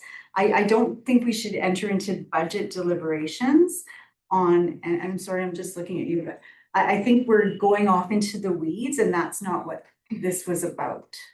So I appreciate the work that's been done for 2026 to 2029, unless I'm totally wrong and I missed something, but we want to know where we're at now. Is that not what we're supposed to be doing? John? Perhaps I shouldn't have included any forward information. I was just trying to provide a clear picture on and guidance going forward. Alright, Molly had her hand up. Yeah, no, and I read this and I did support bringing forward this information that John, he did take it a step further, and I think that's where we should be looking. This isn't, he decided to draft a very preliminary asset management plan, which is what we need. So that's why there's some, futuristic budgetary numbers that are in here, but are going to be coming back to council. The motion, though, was just to bring back an updated report on the gas and water and gas meters for 23, 24, 25. So when John did include this, and I thank him for doing that because it helps educate me as well. This will form part of how I see a more formal asset management plan that is brought forward to council in the future, though. And that's something we're gonna have to work towards as a complete organization as well. Well, Yeah, I appreciate the update on the back stuff, and it's a good tool too that you've used for yourself for tracking for the future and what you're gonna, and I agree, like with Evan's trying to work out like how is this math gonna work with the budget. I'm there also with you. But yeah, I think again, that's not what it was for, but I think that it's a useful tool for the future to keep on track with you're actually knowing your inventory, budgeting your inventory, and changing out your meters in a more timely manner for sure. alright. So I think we've clarified that we've gotten the information that we're looking for, and we can put the motion on the table. So Mary Ann? the one question I had, John, you mentioned that we're behind in the gas meters. Why are we behind in the gas meters?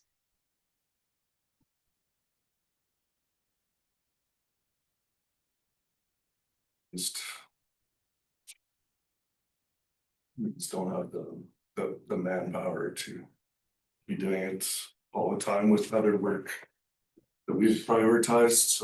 We can prioritize a lot more meter changes for coming years. And having more staff trained up to be able to do it greatly help. Like we have a staff member booked for training in January, so we'll have another staff member available. Evelyn? When it comes to, this is something that I've consistently seen for the last few years, is a lot of the training, is this, we have, the county who have a lot of experienced employees, and I'm looking at, so am I allowed to talk about personnel for a few minutes, or is that now too close to the budget? So I'm just gonna make a comment because we'll go shut it down, but I'm wondering, I think that we need to reassess how we do public works, because if we're gonna have a turnover in staff and we're constantly sending people for training, maybe it's time to negotiate with the county to contract the work out for gas operators or do something along those lines. Just a suggestion when it comes to this. And also, just would pointing this out too, we actually had during the budget, we actually had a very detailed report from Public Works about refurbished gas meters. So again, I'm not quite understanding these very basic numbers when a gas meter can be reviewed. It's 7 years, 5 years, and 2 years. Do I remember that correctly from the budget talks that we had? That's what I heard from another source, but I recently got that clarified. It's 10 years and 8 years and 8 years following that. And they can be rebuilt as many times as they're still in good condition. Okay. I heard some different information from another source before that. Molly, you had a. Oh, just that I did kind of already put that plug out there. I brought that up at our emergency agency meeting and I thought maybe. I just want to know if it was compatible. They're Itron and it is, so something we'll talking about. Mel? No, I'm not going down that road, but never mind. I'm good. Make a motion to file for information. Okay. All in favor? None opposed, so carried. 7.7, council agenda request form, standardization of agenda submissions. So the form that I drafted is attached for council's consideration. It's just tool that I think will help streamline any additions that are made to the agenda packages by council. And it's something that admin can use for a tracking tool on our end as well. But it kind of makes everybody go through the process to ensure that we're protecting any sensitive or like in-camera materials. We're following legislative requirements and it makes us ask the questions. Just a consistent way of tracking things and making sure we're also following up.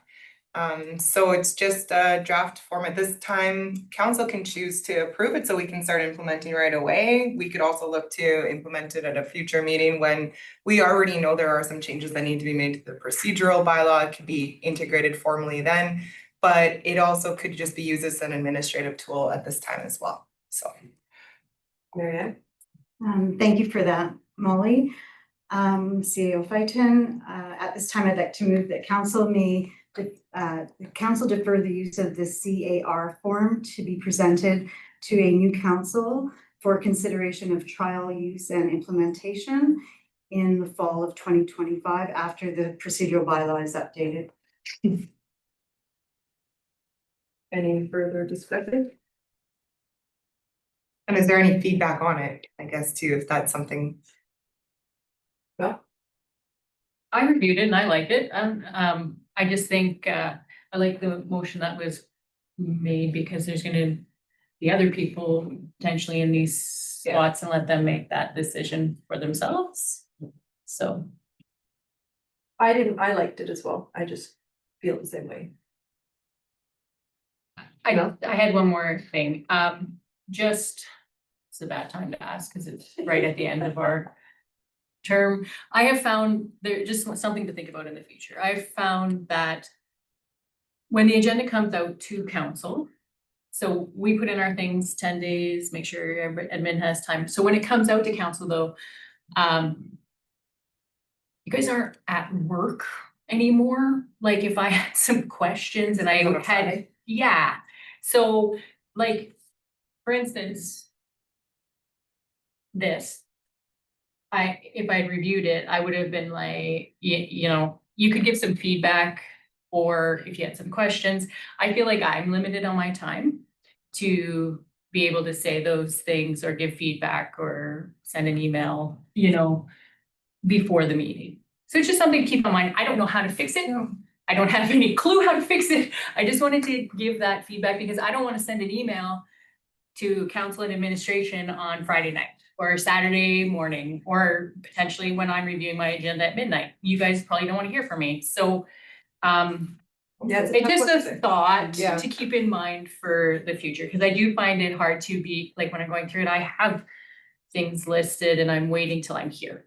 You know, and it does take up a little bit of time. It doesn't give you a chance, like Marianne could have said, what about funding? And you could have looked into it ahead of time and had that information. I just think it would be a little bit smoother. I'm not really sure, like I said, just keep it in your back of your head, because I don't know how to fix it, but I do find it sometimes I'd like, oh, I wish I could ask that question right now. Well, administratively too, there's some concerns with the timelines as well, and I don't think it's fair to the mayor to be expected to review an agenda package after it's already been published, for instance. That's something that's in the back of my mind. You know, I'm mindful of the timing now, but I'm glad you mentioned that, because administratively, there's also some things there too, and so that's something I work on with new council and Yeah, just think about a little bit of both sides for sure. to bump up, but then, yeah, it doesn't give us much turnaround either, so, you know, there's a bunch of moving parts that we need to look at, Mhm. but yeah, I appreciate that. Or any other discussions? I was gonna say all in favor of the motion. That's on the table. None opposed, so carried. Okay, I think we have time for one more. 8.1, new business reserve bid for 2025 public auction. I'm actually going to see if we can catch Tamara to speak to this, just because I'm unfamiliar with this property, unless Crystal, you want to, but that's, yeah. Let's-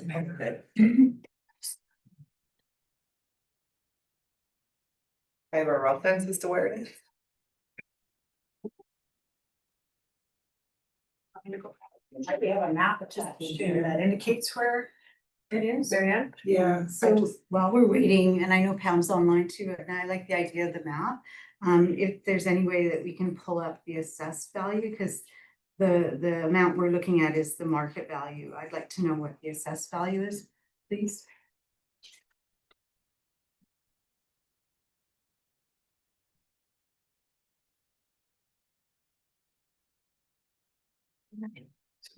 Were you able to speak to this? I don't know, just for the ages. Able to what? Are you able to speak to this one? Sure. And another thing is, if we can, look up, I'll let you sit in my seat. Okay. Go ahead.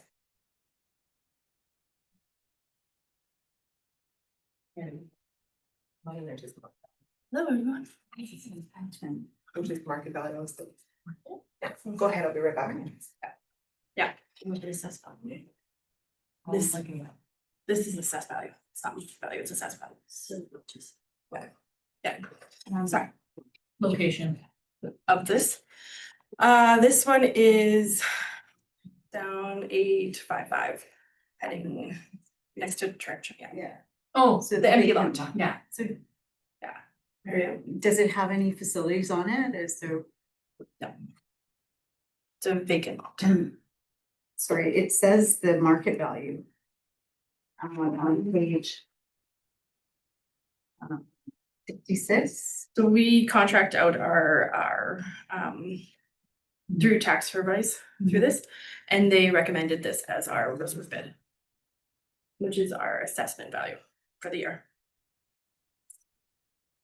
The assessment value. Yeah, so on page 66, it does say the market value, not the assessed value. Is that their attachment? Yeah. Their attachment. They might have just put it as market value, but it's the assessment. So the FD is incorrect? Because I got this from them, so they list this as the reserve bid market value, but it's the actual based on the assessment value.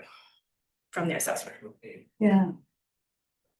Marianne? If I may, if we have time, could you pull it up on our GIS and just show us the assessed summary? Because I can't even pull it up for whatever reason, when I tried to do it on our GIS, I can't green highlight it to see the previous assessed values from. You want the- previous assessed values for it?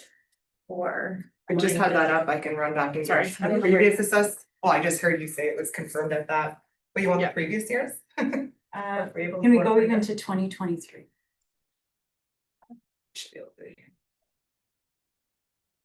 Keeps me 10. You're not like a Are map. you in, Yeah.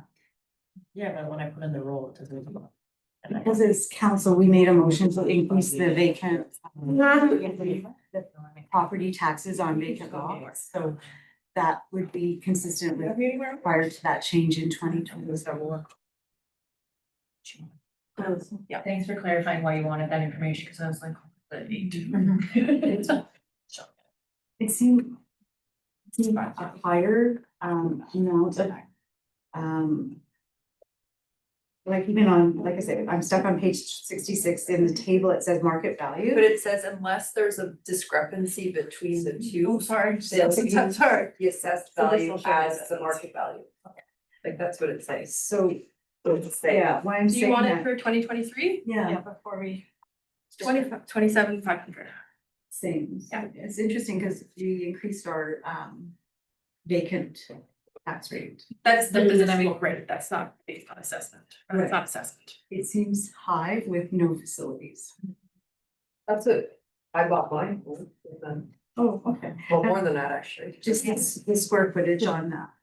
It's a fairly big Yes, square size, footages so. or square meters. Do you know what it is? Is it a half acre or?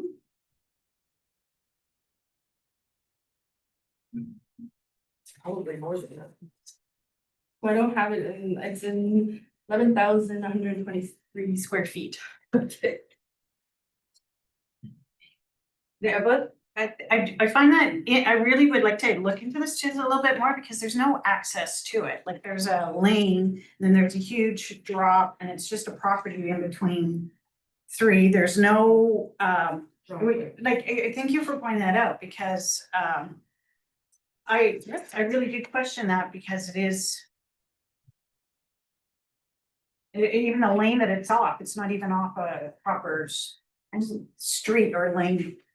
So I will mention, if you guys don't approve this, then we have to cancel our tax bylaw or our tax option for October 6th. Yeah, but my question is what's the rules For advertising. and reserve bids? Like, there is a specific rule, right? What is it? Yeah, so we could pay to get an actual appraisal done on the property. But I'm not gonna say how much I don't know how much that will cost us. And our assessor doesn't like to do appraisals anymore, so we would have to get from somebody else. So that would be a couple $100,000 right there. No, like I said, we contract this out now, and this is what they recommended as based off of assessment value, which is what we've done for the last year or two since going with them. Like I said, if you don't approve this, then we'll have to cancel our public auction just because they have to have advertising with the reserve bid within 10 to 20 days. Marianne? So, and thank you for that. And last meeting, we have a motion, I believe Councillor Coase approved the terms and conditions. So I don't think we're at the point, we don't want to cancel anything, we just want more information. So if I could ask, could we pull it up on our GIS? I think the access point is on the front of the property that faces the street with the pavement, not on the side back alley by the garbage can or the dumpster. Lynn's right. So more information, please. Yeah. Our neighborhood. Sorry. Can you screenshot that to me and I'll send it on the screen?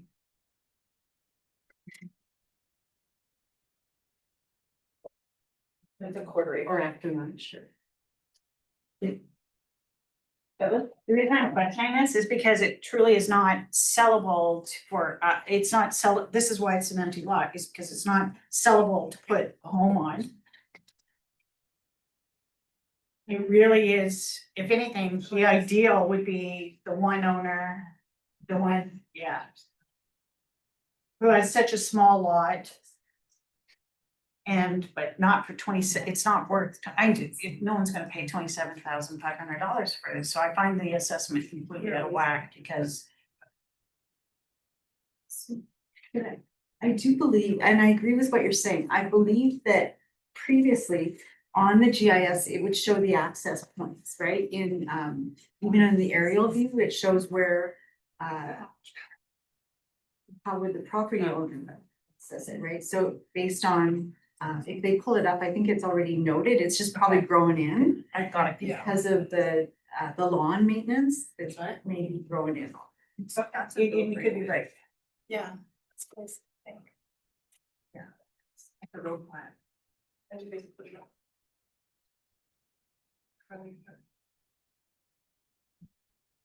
That's it. Yep. So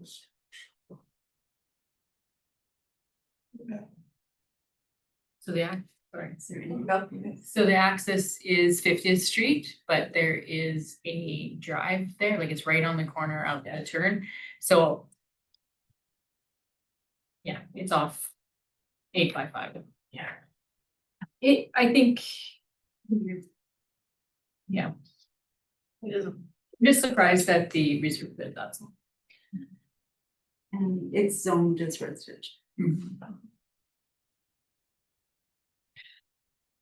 Well, Just last thing, we don't get any bids on it and we, as a town, take it over and just so I know, I can refresh my memory, the option is to then buy it and then you can do something with it or sit on it for 10 years. Okay. You can buy it, resell it. At what you believe, if you can prove market value is less of that. Yeah. If we cancel the sale, is there any way to, without getting in a, is there any way to do like market value, what other lots are selling for and change the reserve bid? No, you would have to get an assessment done. If you wanted to not use your assessment, or sorry, an appraisal, not an assessment. You would have to get an appraisal done and use that as reserve bid, what they come up with, if you don't wanna go with assessment bid. Pam just brought some information on appraisal costs, she said 750 for a basic appraisal or 2,500, if it's more in-depth, like. Concept. yeah, So then to determine any point of access to the property, it would require reaching out to transportation for because it's on Highway 855 or it is, that's a question. How would you access the property? no. Well, I think that's a question for whoever buys it, where they wanna put their access, cause if it was me, I'd put it on that angle piece, that's in the weird little back alley. But I think it is a question for whoever wants to put an approach where they would put it. I think there is an approach right there. There though. is. Yeah.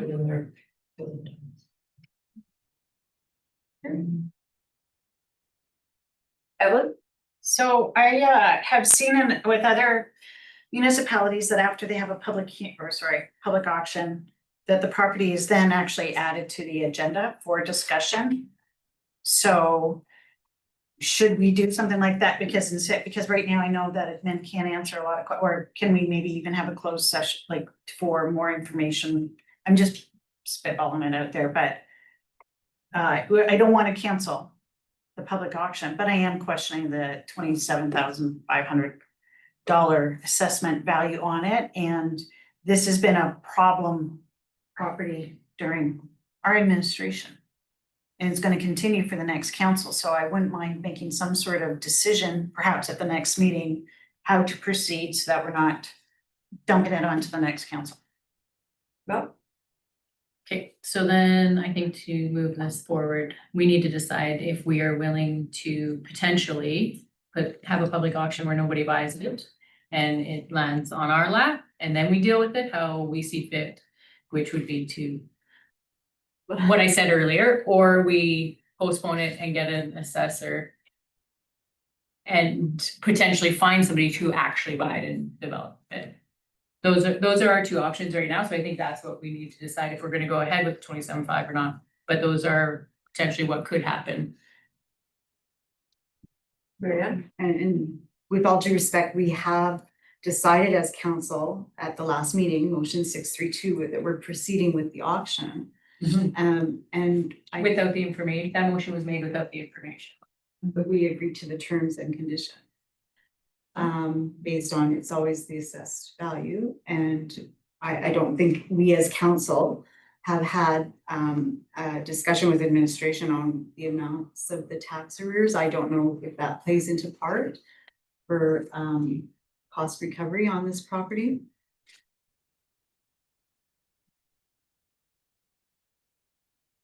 Evelyn? We suggest that we go in closed session right now, so we can start asking some more direct questions about that, which we're not allowed to in a public forum, but that we are allowed to ask in a closed session, which might help us make a decision. No.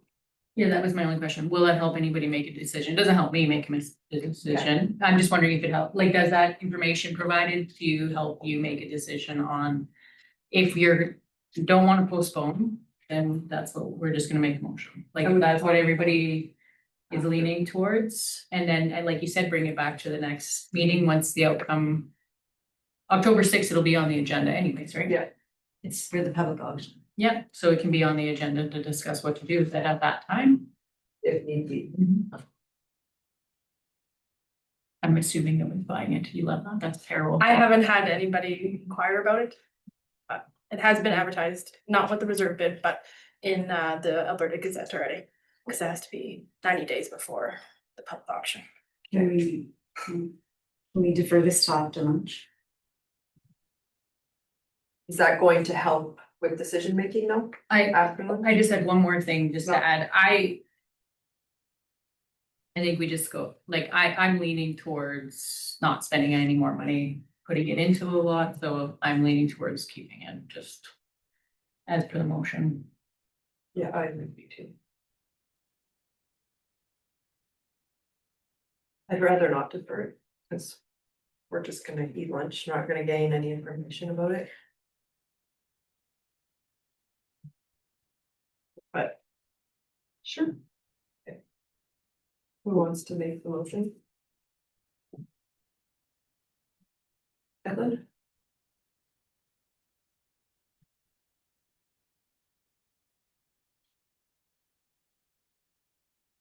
All right, I'll make the motion. That the town of Smoky Lake proceed with the 2025 reserve bid for the following listed properties for the public auction held on Monday, October 6, 2025 at 11 a.m. at the Smoky Lake Town Council Chambers located at 56 Wheatland Avenue, Smoky Lake, Alberta, roll 8000009 plan 378 HW block B lot 5 27,005. All right, all in favor? Any opposed? And that'll be carried. All right, I'm gonna call lunch at 12:10 and we'll be back for 1. Just a heads up to. We'll start the meeting at 1:03 and we'll move on to 8.2 Pumpkin Grower Street closure request. Evelyn? I'll make the motion that Town of Smoky Lake approve the temporary street closure of a section of 54 Avenue on October 4th. Well, it says third in the recommendation, but Yeah. then it says, so actually. I'm gonna stop. Can I get clarification on this recommendation? Cause it's third and then it says fourth, but then when I look down, I only see the fourth. There's only a map of, sorry. So good. Just the one section for October 3rd. Go ahead. Lisa. If I could add to that, I'm a little confused too, because when we go to page 69, there's only one Schedule A prepared for October 4th. And so where's October 3rd? They did receive another application in the days after this one was received. If you'd like, I can get that. It is for just October 3rd, just small piece of the street in front of the Ag Society. For the fair, right? Access to the. Just for the fair. Yeah. I guess my point is that we don't have a Schedule A for the date of October 3rd, doesn't matter where it is. Is it missing or is it just? It was missing after this was received after.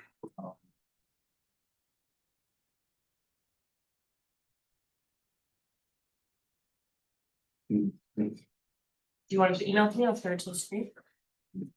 Text, it was on text.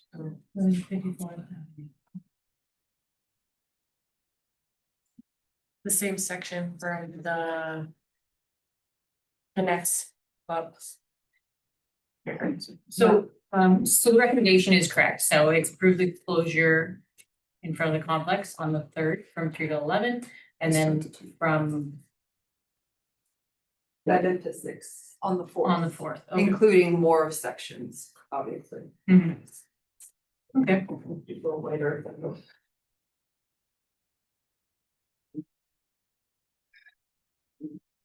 Sorry, was there a question? She's, Did I miss? There it is. Okay, that's the closure of the way for the third. There.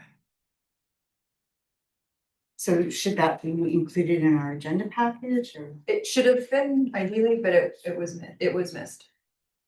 But the recommendation does reflect what is being asked. Also why it'd be great to have an event package, if this will all just kind of be part of it, and it's all in one stop shop.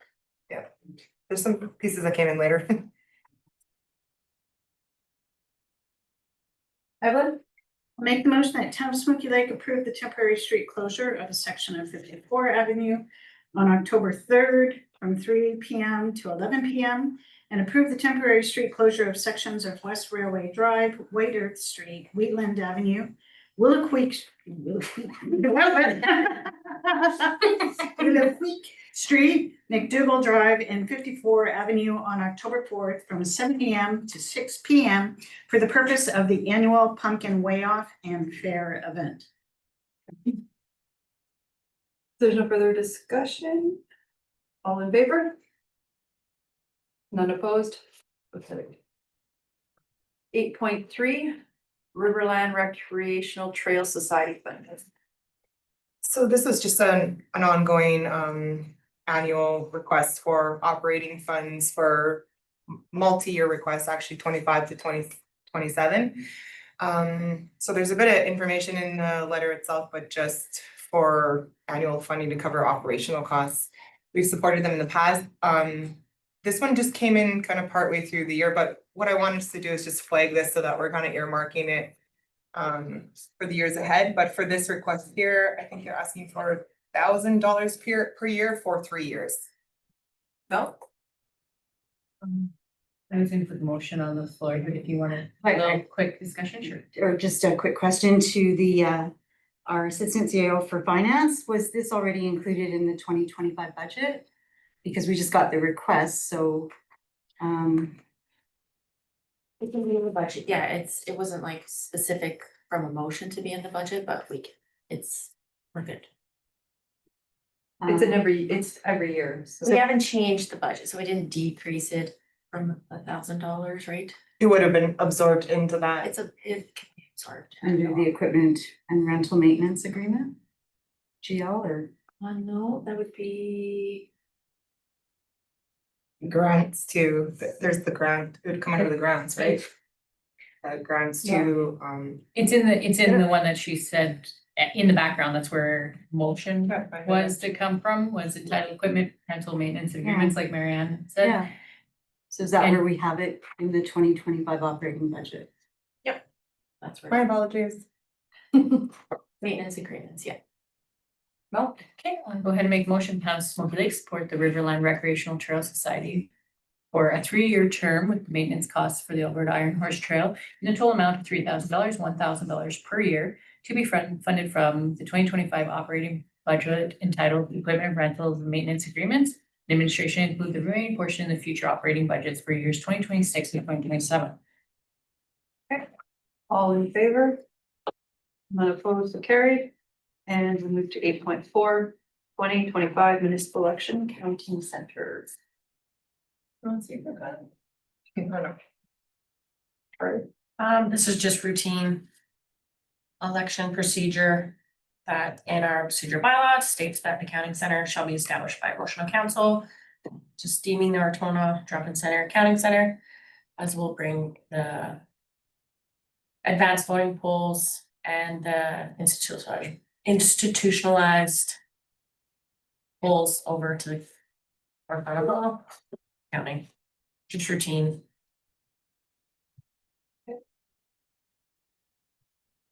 I'm gonna pass on this motion.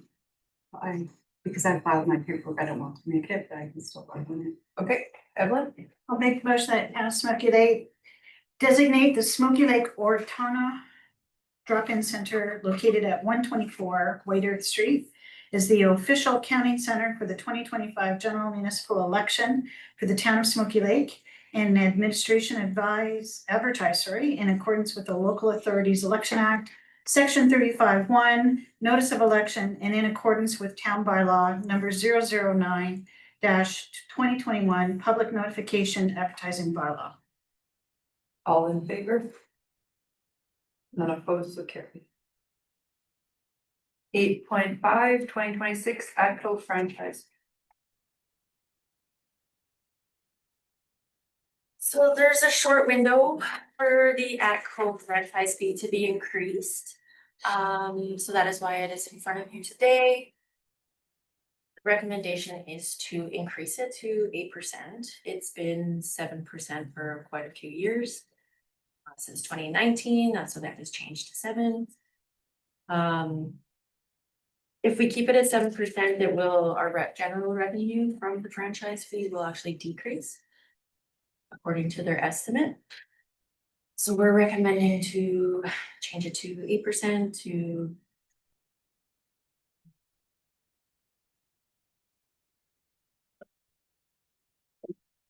Yeah.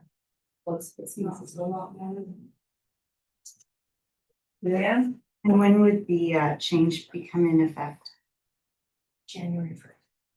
Thank you. So I did also ask the question, like, what does this look like for the consumer? So per customer, the 7% franchise fee, the average monthly charge is $9.59. So the increase to 8%, the average monthly charge would be $10.95. So. Mel? I can go ahead and make a motion that Town of Smoky Lake approve to increase the ATCO franchise fee to 8% for 2026, and administration publish a public notice of the proposed change in accordance with the Alberta Utilities Commission, and acknowledge the established 2026 revenue forecast in the amount of $113,988 to be included in the 2026 operating budget in reference to the letter from Jen Layden, customer service representative at ATCO Electric, dated August 11th, 2025. Is there any further discussion? Not, I'll call the question. All in favor? None opposed, carried. We move to 8.6, closure of town office on National Day for Truth and Reconciliation, Tuesday, September 3rd, 2025. Thanks. Oh, I'll just put the motion in. That's what we usually do, is put the motion on, or? Well, I think we should. Okay, No, go ahead. no, go ahead, Molly. go ahead with presenting the report. Yeah, Okay. or you were gonna speak. Yes, so this has been put together, using information from, municipal guidelines, municipal commitments, personal experience as a municipal leader with very strong current relationships with many First Nation groups and Métis settlements across Alberta. A lot of this won't be new to this table, however, I am aware that this has come up in the past. It was discussed about a year ago for the previous year and was removed from the agenda, so I want to go through this in detail and I want to have a very open and honest discussion about it. I have included the Truth and Reconciliation Commission's calls to action, which ensure, as it states, ongoing public commemoration of the residential school's history and legacy. Observance by the municipalities demonstrates visible commitment to this reconciliation. In the TRC's calls to action, the municipalities are actually specifically listed, and they actually have a due diligence to honor this in some way or form. So there's the call to action number 43, which specifically names municipal governments as responsible for adopting and implementing the UN Declaration on the Rights of Indigenous People as the framework for reconciliation.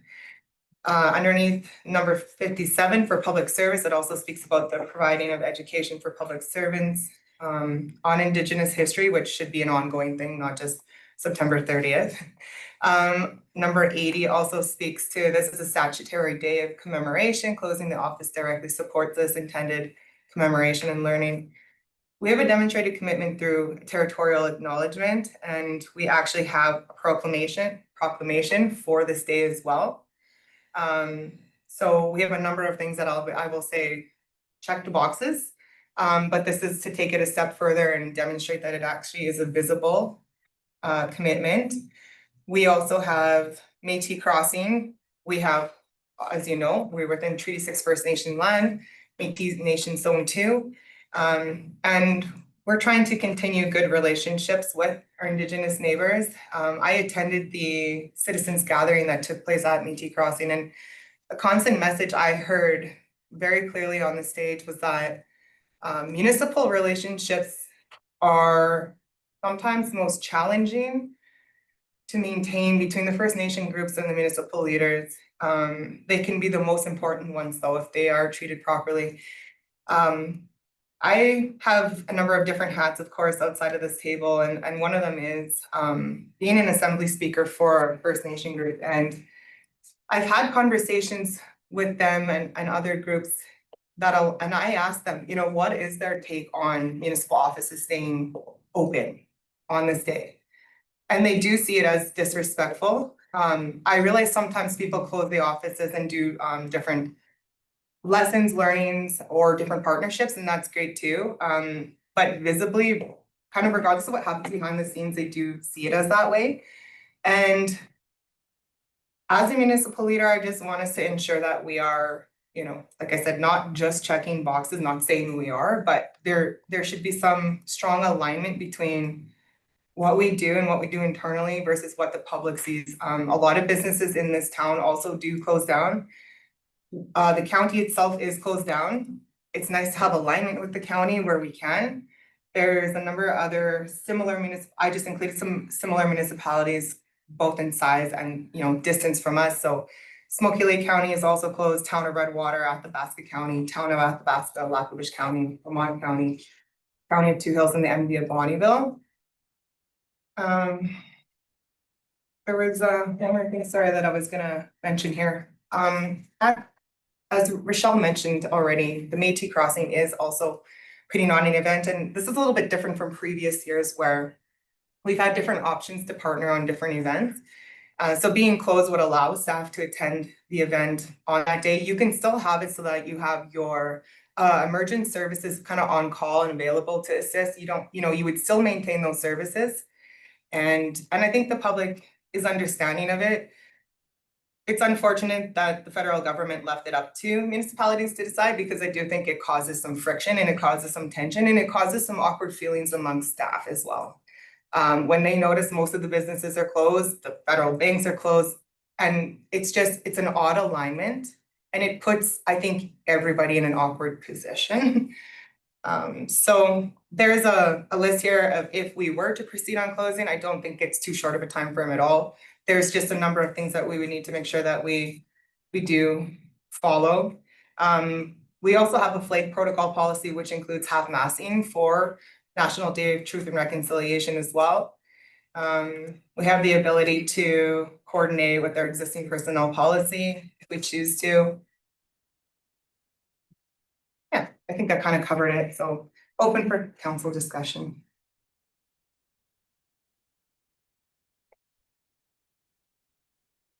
I'll start. All good points. I don't like to have our policies used against us. I have one issue with it's really well done. You really did a lot of research and provided all the information required to get the outcome that you want. So I'm gonna calm down, because when I get an RFD, I would like all the information, not just one-sided. This one upset me. We always have other motions. past motions, past discussion of council, as in the background, there's nothing in here. I talk about this every year, so I know that there's motions made by it. So I appreciate the background that is geared towards one outcome, but that's what I see here. I'm not trying to be disrespectful in any means, because when you say that the staff see other places closing, you know what I see? I see the staff asking for a day off paid. Cause this isn't saying we want to go to the Métis Crossing. I highly doubt that if we close, you guys are all going there. I highly doubt it. So I appreciate, Molly, you did so much work, and like, I appreciate the way you set this up, but I am frustrated because I don't like to see an RFD provided a one-sided background. The idea of council is to give all the information and then have a discussion about it. We've had, I know this is new to you, it's not new to us, we've all had this discussion every year. So I get that, but I do get frustrated. I would have expected to see past motions in the background.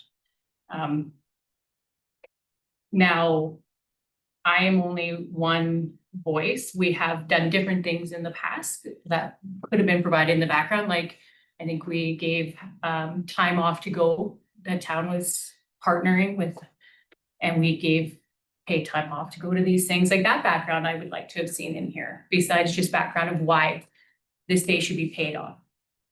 May I interrupt you for just a minute? Yes. So have you been informed what the staff has done for the last 3 years on this day?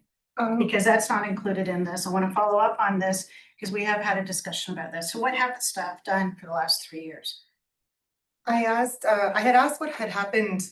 First of all, I wanted to make sure that this wasn't already brought up within this year. And if it was, then there's motions made and I wasn't going to be reopening it. But I was informed that it hadn't been brought forward this year.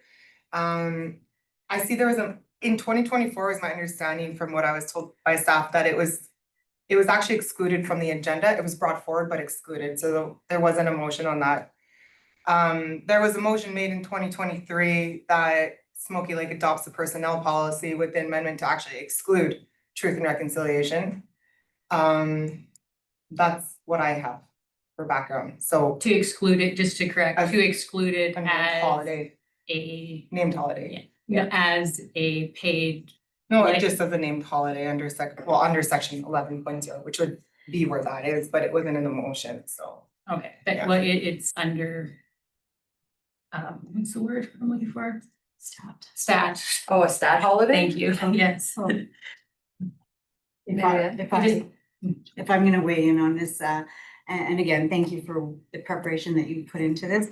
And part of that controversy came as a stat when we, previous to that, we included Ukrainian Christmas Day as a stat. So we swapped that out and, yeah, so it wasn't without, a lot of consideration and thoughtful decisions made by council with the input of admin, of course, to embrace the tragedy and to also support our FCSS director in the events being held in town or at the Métis Crossing. So I think I'm going to make a motion at this time and we're gonna vote accordingly or vote with the spirit of the. Oh, sorry, Ellen. Just because I have a few. Oh, sorry. So, also part of this RFD, it says a closure date paired with a separate option for staff learning advances number 57. But there's nothing included here with those separate options, like. So I'm reading this and I don't see where the separate options are gonna be. Second comment, we had the citizens gathering event. And I asked about four-way stop flags being flown there. We have kind of gone around circles and talked about this, but after we make this motion, I'm gonna make a motion for the for admin to come back with a policy about the four-way stop for flags because there's been such an inconsistency with the flags being flown there. We have talked about it at this table, that every time that there's an event at Métis Crossing, that we do show that our respect for those guests that are here. There's also Canada Day flags that can be hung up on Remembrance Day and so on. There's a whole bunch of things. And so so there's one thing about this coming forward is that it's given me a voice to say, like, you can even Google your CAO emails about the four-way stop and how it's been ongoing for the last 4 years. So that's a separate point that I would like to make. When I read that many local businesses right in the town of Smoky Lake, there's no list of those businesses. So the one question I have, does the bar at the Smoky Lake Inn recognize Truth and Reconciliation? And the reason why I ask that is because, again, talk to your staff about where they were last year on Truth and Reconciliation. So that's all. All right, Marianne. I move that the town of Smoky Lake approve closing the town administrative office on Tuesday, September 30th, 2025 for the National Day for Truth and Reconciliation with essential services maintained. On call, that the day be recognized as a paid general holiday for town employees pursuant to personnel policy P-01, and that the town encourage staff, council learning and community facing communications in alignment with Truth and Reconciliation Commission calls to action. So essential services, I guess, are we saying there'll be somebody here answering their phone, or is that just? It's on call. Public Works would definitely be on call. Right.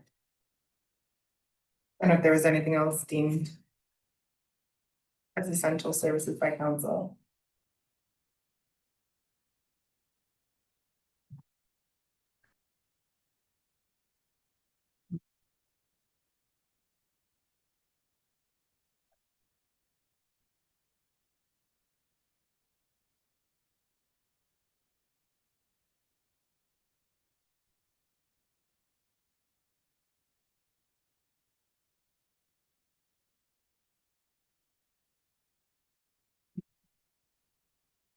No.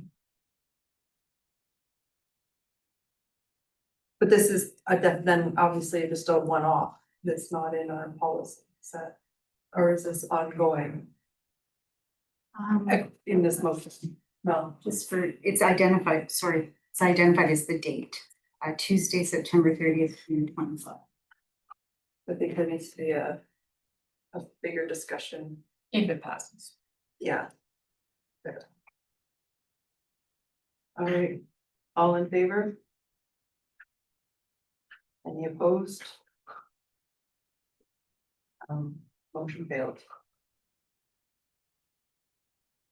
And all right. I guess we'll move on to 8.7. Before we move on, I'm going to make a subsequent motion to that. Okay. And that is, I'd like to make the motion that Town of Smoky Lake to direct admin to bring back to a future meeting a policy on the use of the four-way stop for flags indicating celebrations, holidays, etc. That doesn't fall into like the flag, No, it doesn't. Okay. I've already checked. John? Something in the flag policy, just I'll pull that up. Yeah, that is where it was, both my deflags are listed in there. Yeah. So then I'm going to state, then it needs to be brought back to council, because if this, then we need to review it at the next, or to a future meeting of council, but that's the next one. Thank you, but we'll bring it back, like, okay, we're gonna bring it back.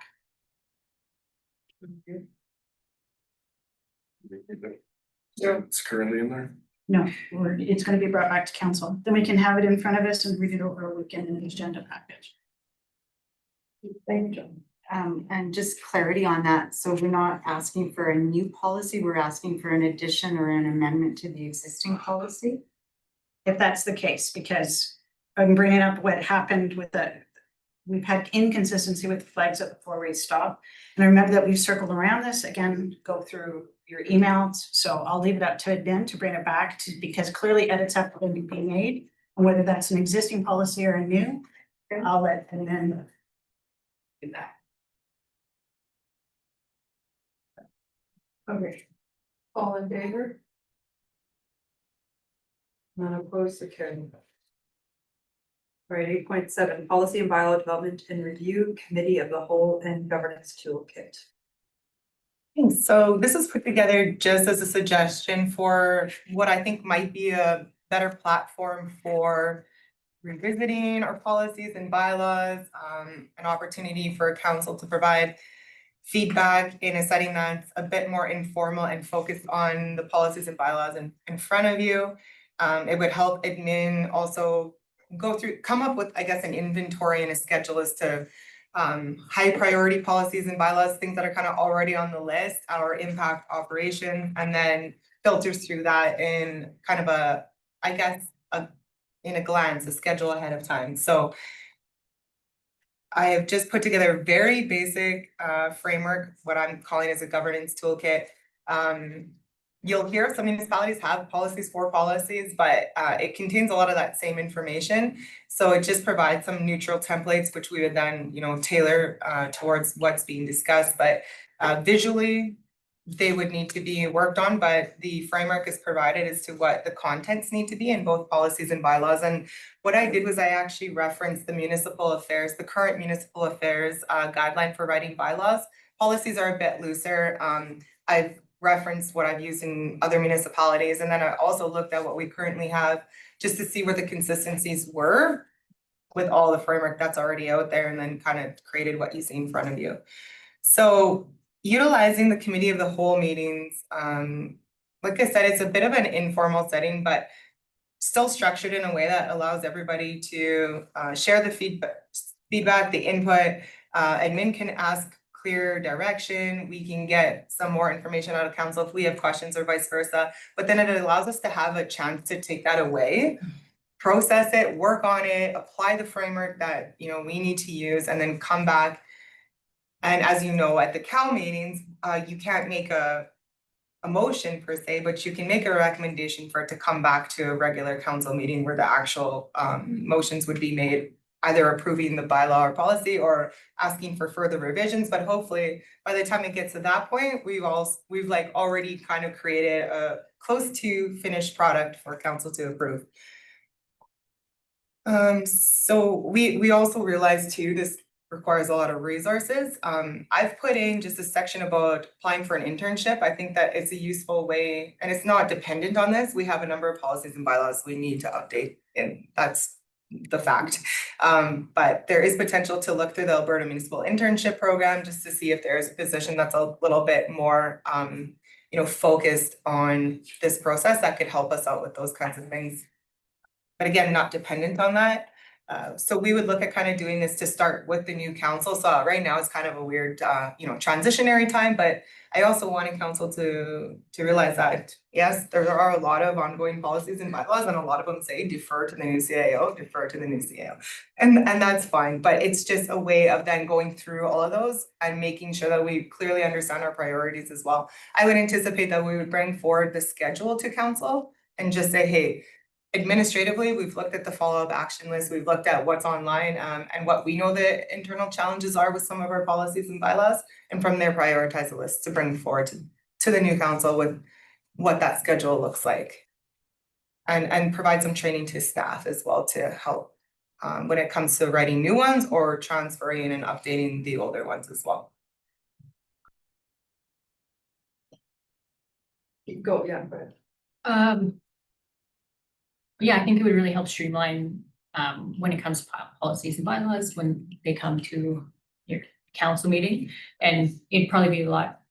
Yeah, you can have those open conversations. So I think it's a good idea to have a schedule looking at what needs to be looked at for the new council, because there is a few for sure. So no, I think this is really good. And I recognize council you've had Cal meetings in the past.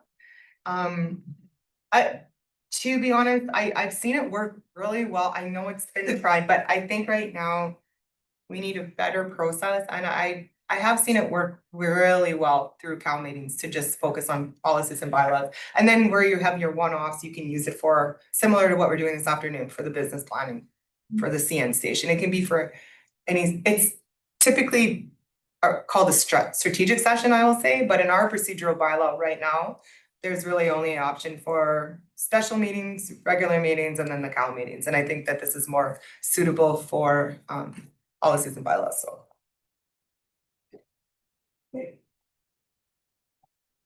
No.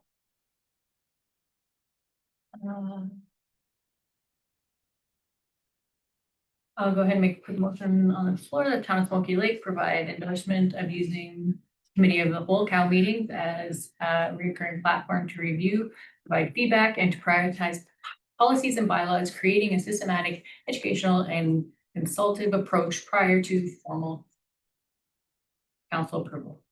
Sorry, that's hard for me. Okay. There's no other discussion? All the question, all in favor? And opposed, so carried. Evelyn?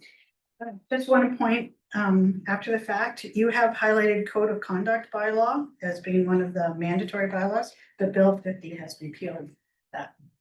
So I was looking at the highlighted ones and noticed, so just wanna friendly reminder that that is in flex, but that doesn't mean that we can't include code of conduct in the procedural bylaw. That what originally councils used to do before the government implemented the new bylaw for code of conduct. They've now gotten rid of it and they're in flex, as we all know, but that can still apply, like it's still included in the procedural bylaw, so.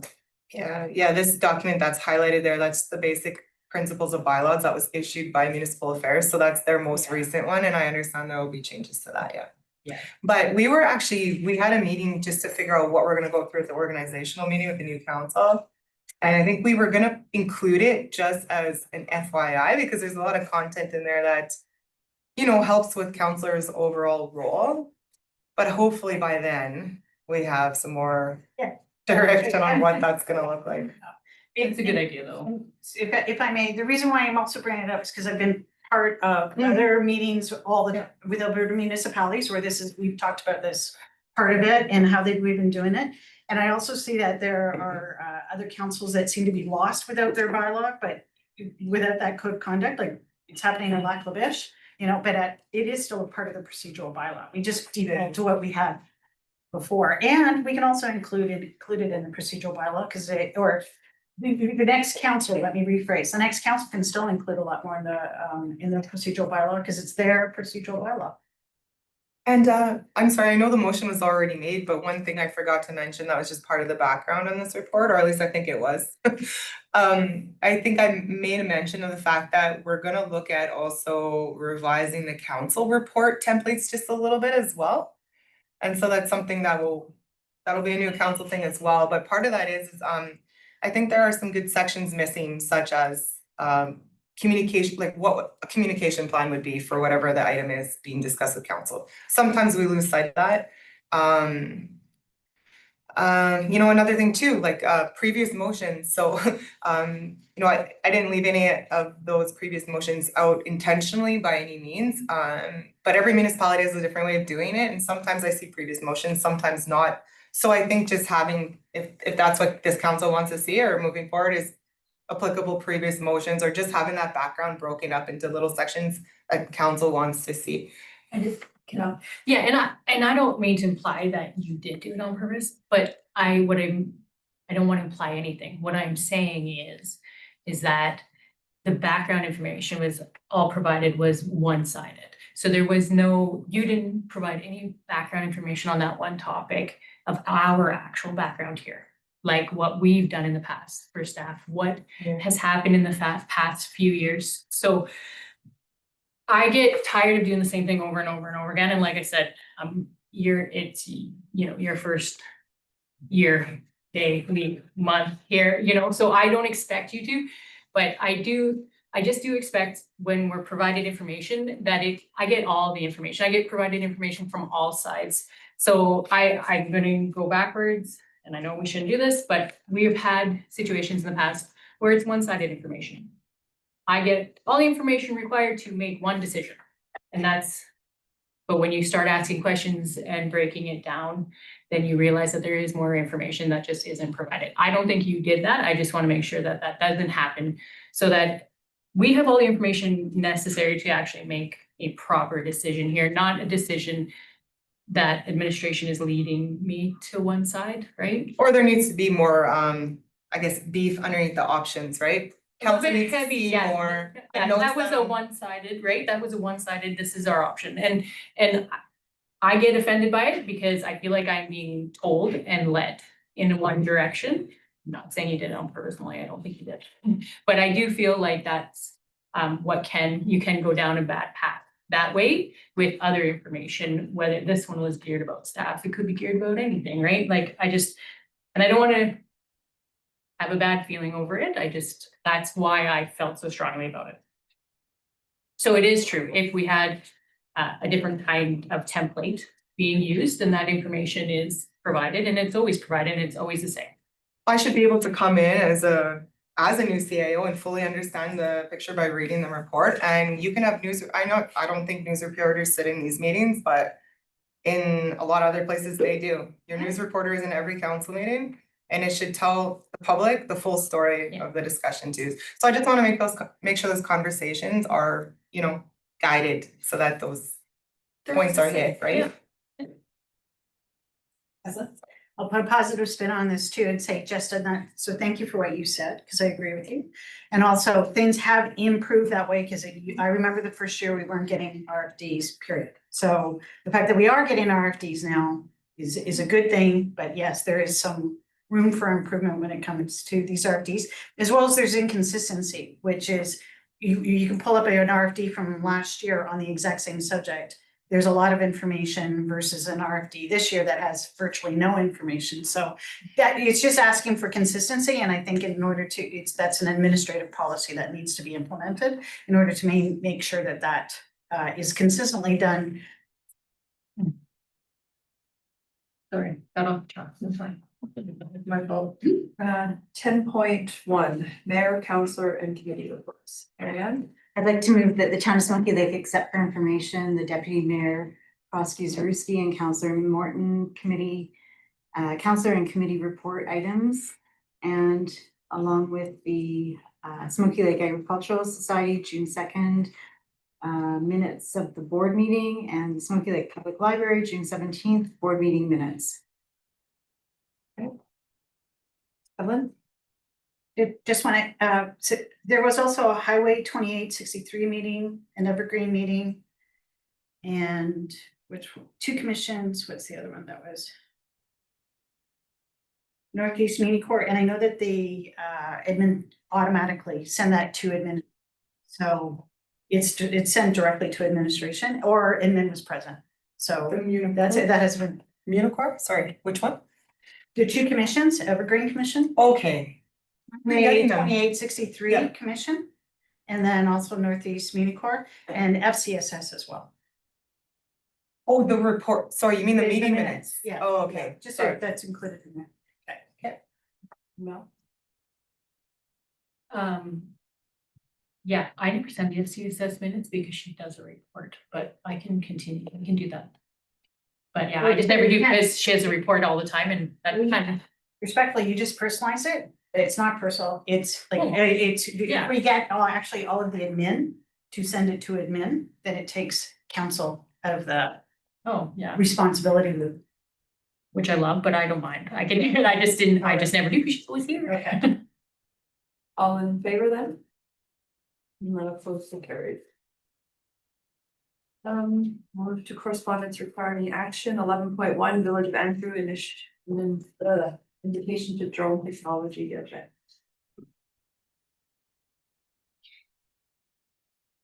Yeah, this is something new that's being put on. I don't know how much detail the letter is in here, I believe, or with the invitation.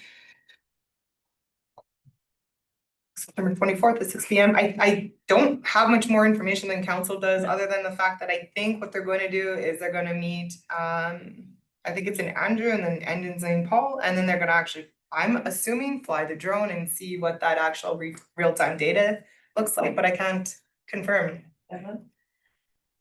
So I had know this individual. Okay. He just called me during the between 10 and 12, because he's so enthusiastic about it. It actually is a very, I'll just do the little pitch here. It is a very cool thing that's happening within our vicinity. They actually have garnered a lot of interest, and drone technology, like what they have been able to do down for this new academy, is actually quite cool. We do have a lot of Smoky Lake residential, Smoky Lake school children that are attending now this school in Andrew, and we actually might see some more go, simply because this is a very cool concept about creating a charter school around drone technology. So I recognize that it's at the end of our term, and but I'm gonna put in a pitch and say, yeah, actually, we should at least send the CAO or ask the CAO to attend, if not somebody from council, as for a council approved event, because this actually might have residual positive effects on our community, our connection to this. And this is the same initiative that Alberta Hub was hosting, I believe. And then that's why they're pretty excited about it too. So if you go to Alberta Hub, they're Yeah. talking about Andrew doing this as well, and who they've attracted to their school, and even the industry that they're attracting. They might have hit the bullseye with this one. That's before the Alberta Hub meeting too, so that's timely then. No. No, the Alberta Hub's on 26th? 19th. Oh, okay, what's on the 26th then? Thing. The regional one, actually, I'm just gonna bring that up so that council is aware of that. It's the EDA training course Alberta Hub's putting on. Oh. That's on the 26th. There's a lot of Alberta Hub things going on right now. So as exciting as it is, and thank you for trying to sway me, I feel like that I'm leaning towards options that we're not gonna have it as a council approved event. And our new CAO is new, so I feel again, there's a lot of items on her plate. So this is just one more that is not in close proximity, but So I'll make the motion that Town of Smoky Lake file for information, the drone technology event invitation. We don't wanna read it all. No. Okay. It's a file for information, so It's true, it's true. All in favor? None of us vote for. don't we usually just say file for information, period? You drafted a really good. Which is one. file 13, so. Well, you drafted a really good one. She was like, file. All right, 11.2, invitations to offer greetings at the Smoky Lake Playoff. So I'm assuming it's the same as every year. So. Mel? Yeah, I'll make a motion of the Town of Smoky Lake, accept the invitation from the Smoky Lake Pumpkin Growers Association for Mayor Trinchin or designate to participate in the growers parade and offer greetings on behalf of the Town of Smoky Lake on Saturday, October the 4th, 2025 at the 35th annual Smoky Lake Pumpkin Way Off and Fair event in Smoky Lake, in reference to the letter from Michelle Wright, President of the Smoky Lake Pumpkin Growers Association, dated September 8th, 2025. All in favor? None opposed, so carried. And 11.3, Smoky Lake Pumpkin Way Off and Fair request. Oh, Marianne?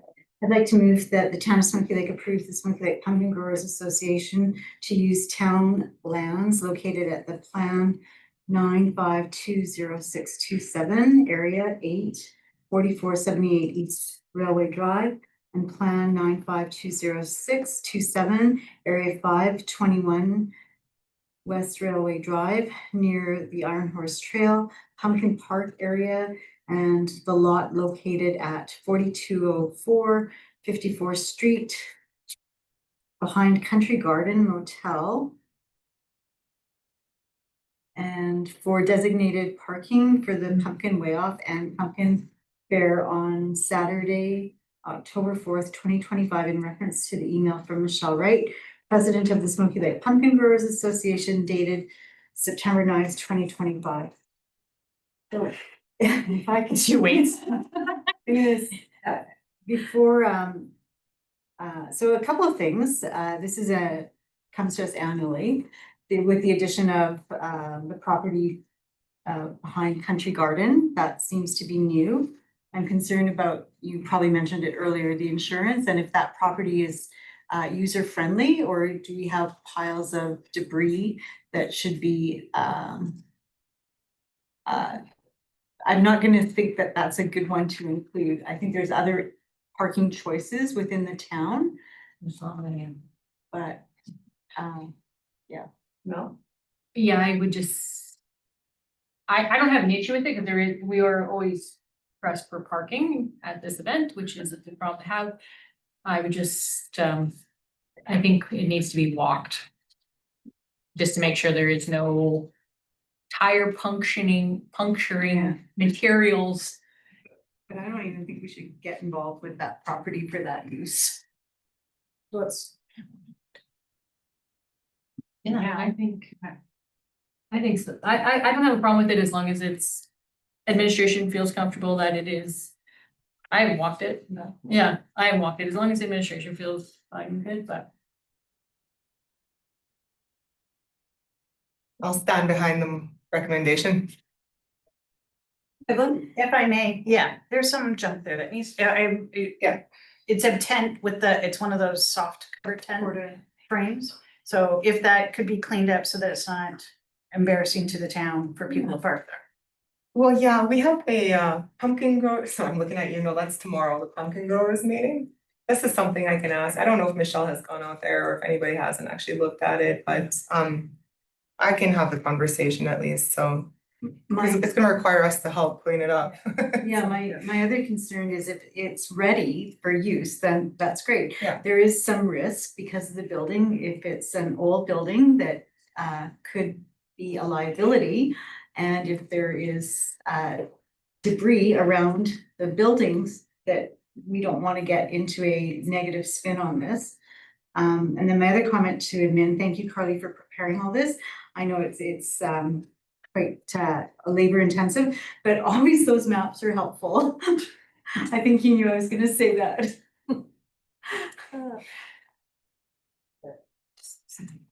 Great. So Write it down for next time. Just a little diagram. I'm hearing that we're okay as long as there's discretion Well- again to look it over. Or properly. maybe to have it cleaned prior to Yeah. the use. So just making sure. No, Cleaned or barricaded off, obviously, yeah, if it's Like, not but that's, safe. yeah. We can leave it up to operational, just make town safe. Yeah. Yeah, All in favor? And opposed, so carried. and if it's not, well. Yeah. Motion was made. Can I ask one more question? So does our insurance cover that parcel of land if it's a pending, like it's for sale, so it's listed? So do we have coverage to say that this is okay now as town-owned land, we can allow people to come and park for that use? Are we covered? Because before we continue on, admin should look that up. Well, if the title would still be in our name, Yeah. the insurance wouldn't. But it's listed. Don't want us That's a question to, I asked, but that's a question I asked when they were looking at doing some space by the panels there too. That was my first questions in insurance, but yeah, like Crystal said, like we still own it. But as this event continues to grow and things change, that's why I was hoping to look towards more of an event permit. So that we are making sure that those things are covered, right? Like this, I think things have gone relatively well. And we've been lucky from what I've heard, so let's hope it continues, but we do need a bit more of, I think a structured process, just when there's more requests that come in. Okay, as long as it's insured, I'm okay with that. Yeah. Evan. make motion number 2. Okay. The town of Smoky Lake approve the Pumpkin Lake Pumpkin Growers Association for the pumpkin drop location located on plan 062496 7-4, lot 7, block 22, 4703 Harps Gold Drive, approximately 30 feet from the car wash, 40 feet from the back alley, and 40 to 50 feet from the Baptist church. This is such a local motion. For Saturday, October 4th, 2025, and to utilize the land located at 4808-54 Avenue below the solar panels for activities, in reference to the email from Michelle Wright, president of the Smoky Lake Pumpkin Growers Association, dated September 9th, 2025. All in favor? Oh, sorry. Would you accept a friendly amendment on Yes. that? I'd like to amend it. So, and we did this last year with my dear friend Terry that is here today. We put time limits on it. So Saturday, October 4th is quite wide open. So I would assume by midnight, the pumpkin drop is completed. So I would like to see a close window, like, so it could be 7 AM to 7 PM, if you'd accept that friendly amendment. I accept. So Is that okay with? insert 7 AM to 7 PM after, like, Saturday, October 4th, 2025, from 7 AM to 7 PM? Yes. Okay.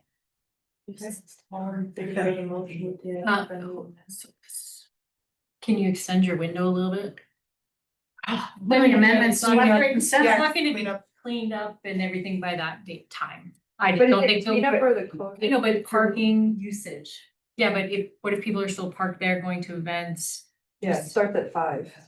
Yeah, like the pumpkin area, drop area, there's still cars parked there later. I just think, just put it to 10 PM, if you don't mind.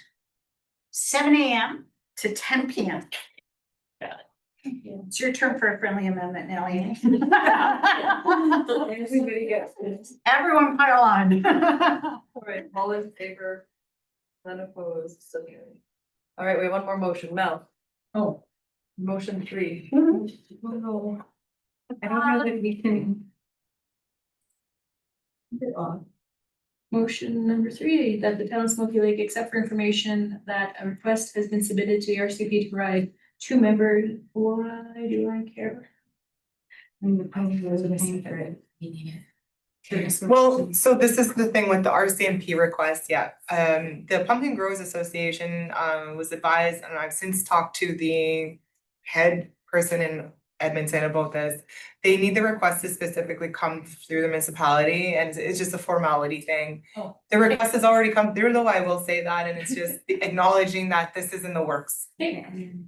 And the part about being paid for by pumpkin It's- growers? Yes, but as a municipality, we will likely have to pay that up front and be reimbursed through the pumpkin. There's gonna be an agreement that's formalized and put together with all of this laid out for us, though. Okay, thank you for clarifying, because I was like, why do I care?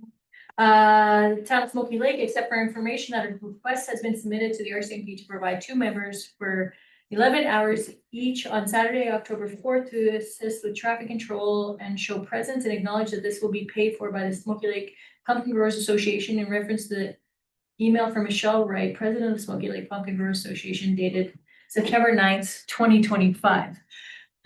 I just have, before we call a question on my motion, I have one question. So what happens if they get called out? The RCMP? Yeah.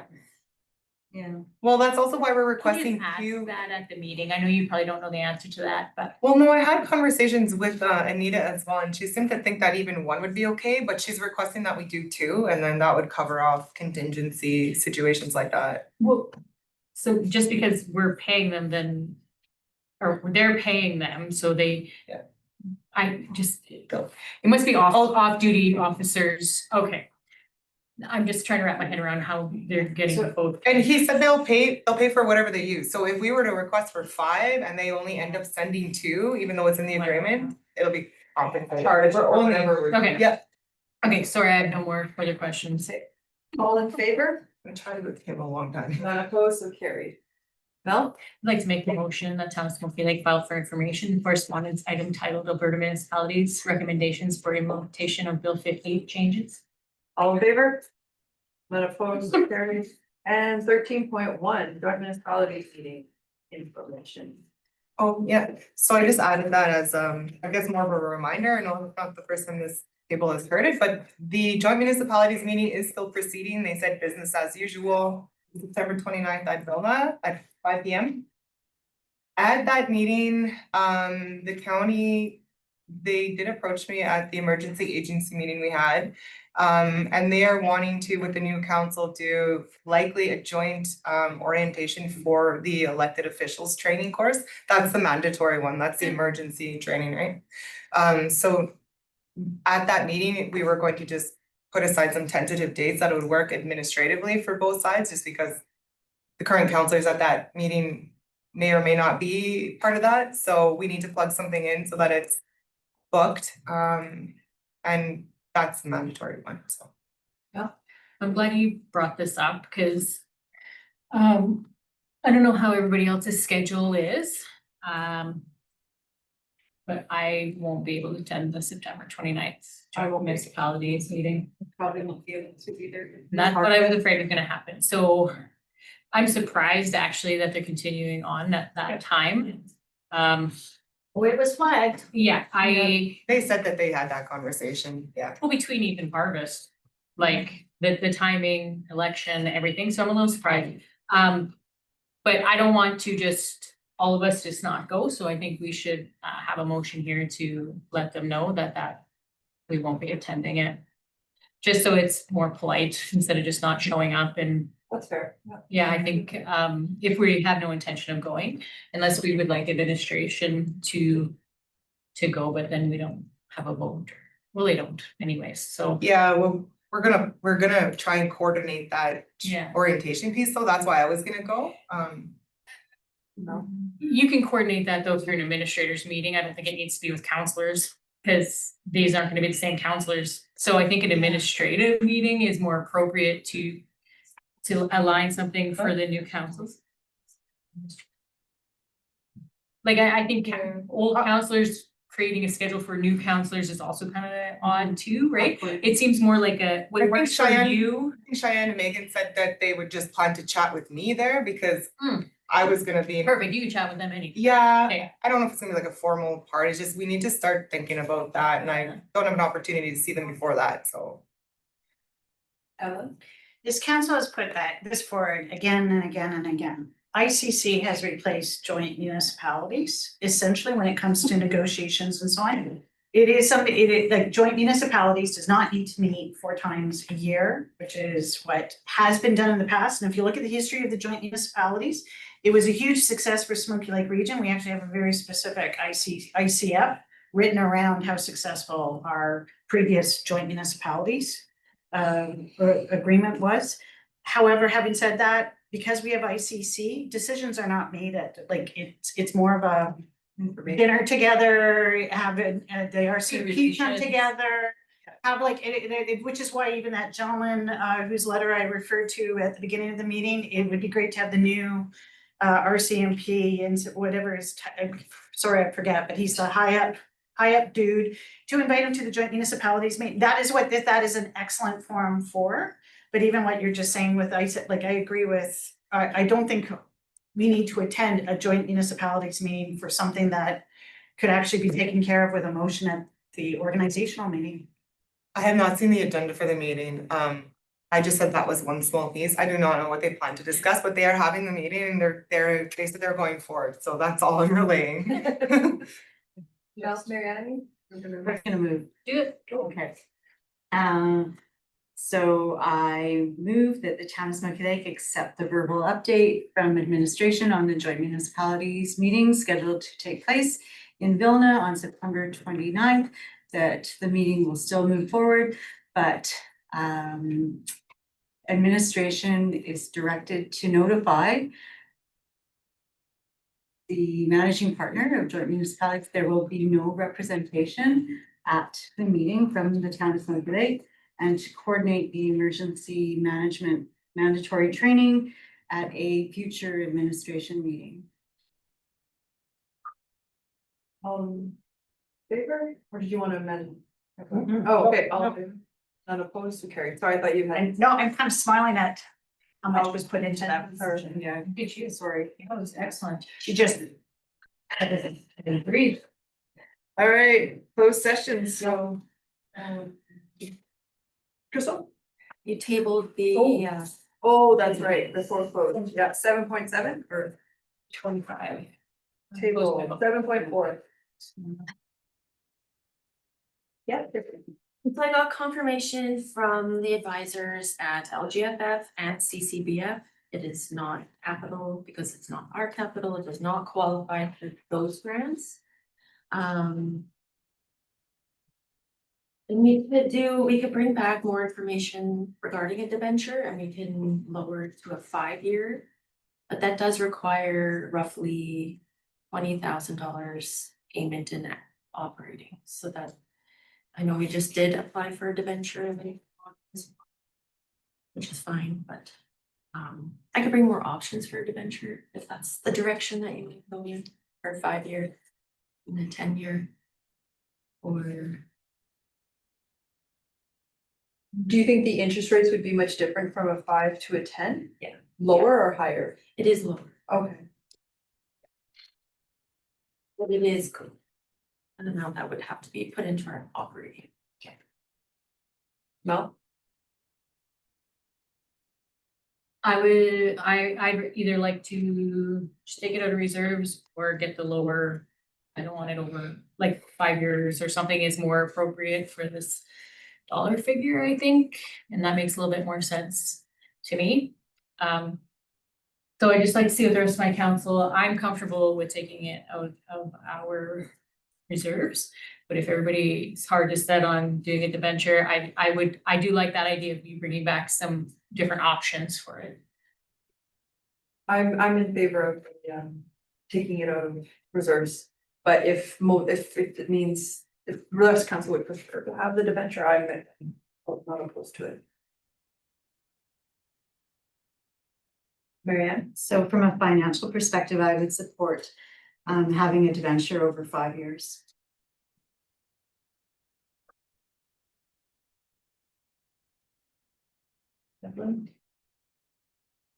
So when you say that, you're saying you actually don't need to see and then bring it back, you're just like. Well, I'd like to see what the rates are and everything. Yeah. And so Okay, if it yeah. can come back to October 5th. So what is the motion going to, because I'm 100% against taking it out of operating reserves, so what is it? Where you need then for to bring back options? Yeah. Like, how do you want to phrase 5 and it? 10, or we can just do a borrowing bylaw for 5 years. Bring back the board more than 5 years. I can It make just the makes motion. reading in. Yeah, I can bring back Okay. the motion to bring back borrowing bylaw. With 5 years. Put the option for 10 though at the bottom, what it would be. I'm gonna say it's option number 1, but change it to 5 years. I like mine. It was short and sweet. There we go. Was it clear? Okay. Yeah, it was clear. And to the October 5th. Yeah. Okay, six. I kept saying the 5th too. Not Sunday, yeah. No. All in favor? None opposed and carried. Something to do on that. All right, closed session 11.1, water main routine, what did I say? Oh. 14.1. Okay, did something right. Mel? Oh, everyone's talking there. Okay, Evan? I'll make the motion that Town of Smoky Lake Council go into closed session to discuss the following matter. Water main looping RFP pursuant to the Access to Information Act, Section 19, disclosure to harmful to business interests of a third party at 2:09 p.m. Right, all in favor? None opposed, so carried. I move to come out of closed session at 2:28 p.m. All in favor? None opposed, so carried. To open the door. Open. We get yelled at if we don't do it that way. All right, Mel? I'd like to make the motion, the Town of Smoky Lake Council the tender and not award the project to any party. All in favor? None opposed, so carried. And then there's number 2, Mel? Make a motion for administration to bring back the water. Water looping project with new information and budget to a future capital budget meeting. All in favor? None opposed, so carried. And then we go to 14.2, 55th White Earth Street. You know what I mean? I move to go into closed section at closed session at 2:29 p.m. under for update for 55 White Earth Street, lot part of lot 1 and lot 2, block 4, plan 803 CL under section 19. Disclosure of harmful to business interests of a third party All in favor? At 2:30 p.m. Sorry, change the time to 2:30, please. None opposed, so carried. You said. All right, motion to promote. I'll make that motion if I close it. Favor. None opposed, so carried, and then we'll get the motion regarding 14.2. I'll make the motion to decline the offer and inform them the list price is what we're willing to accept. All in favor? None opposed, so carried. And then we'll go quickly to possession for 14.3, and then you can go. No, I'm just supporting, we're on, we're going on a 50-minute break and we'll start at 3 o'clock.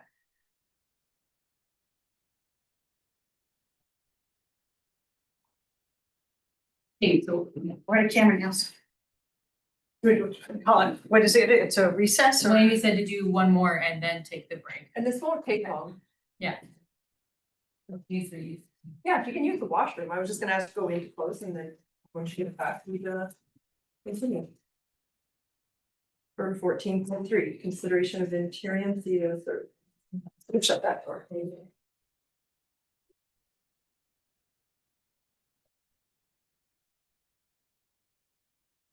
Mel? I'll make the motion, the town of Smoky Council go into closed session to discuss the following matter: consideration of intern CEO service pursuant to the Act to Information Act, Section 20, disclosure harmful of personal privacy at 2:48. All in favor? None opposed, so carried. Okay, we'll come out of closed session. Comment, motion for the closed session. All in favor? None opposed, so carried. And just have a motion, Mary Ann, you want to read that I'd motion? like to move to recess the regular council meeting of September 15th until the completion of the committee of the whole meeting. Okay, all in favor? None opposed, so carried. All right,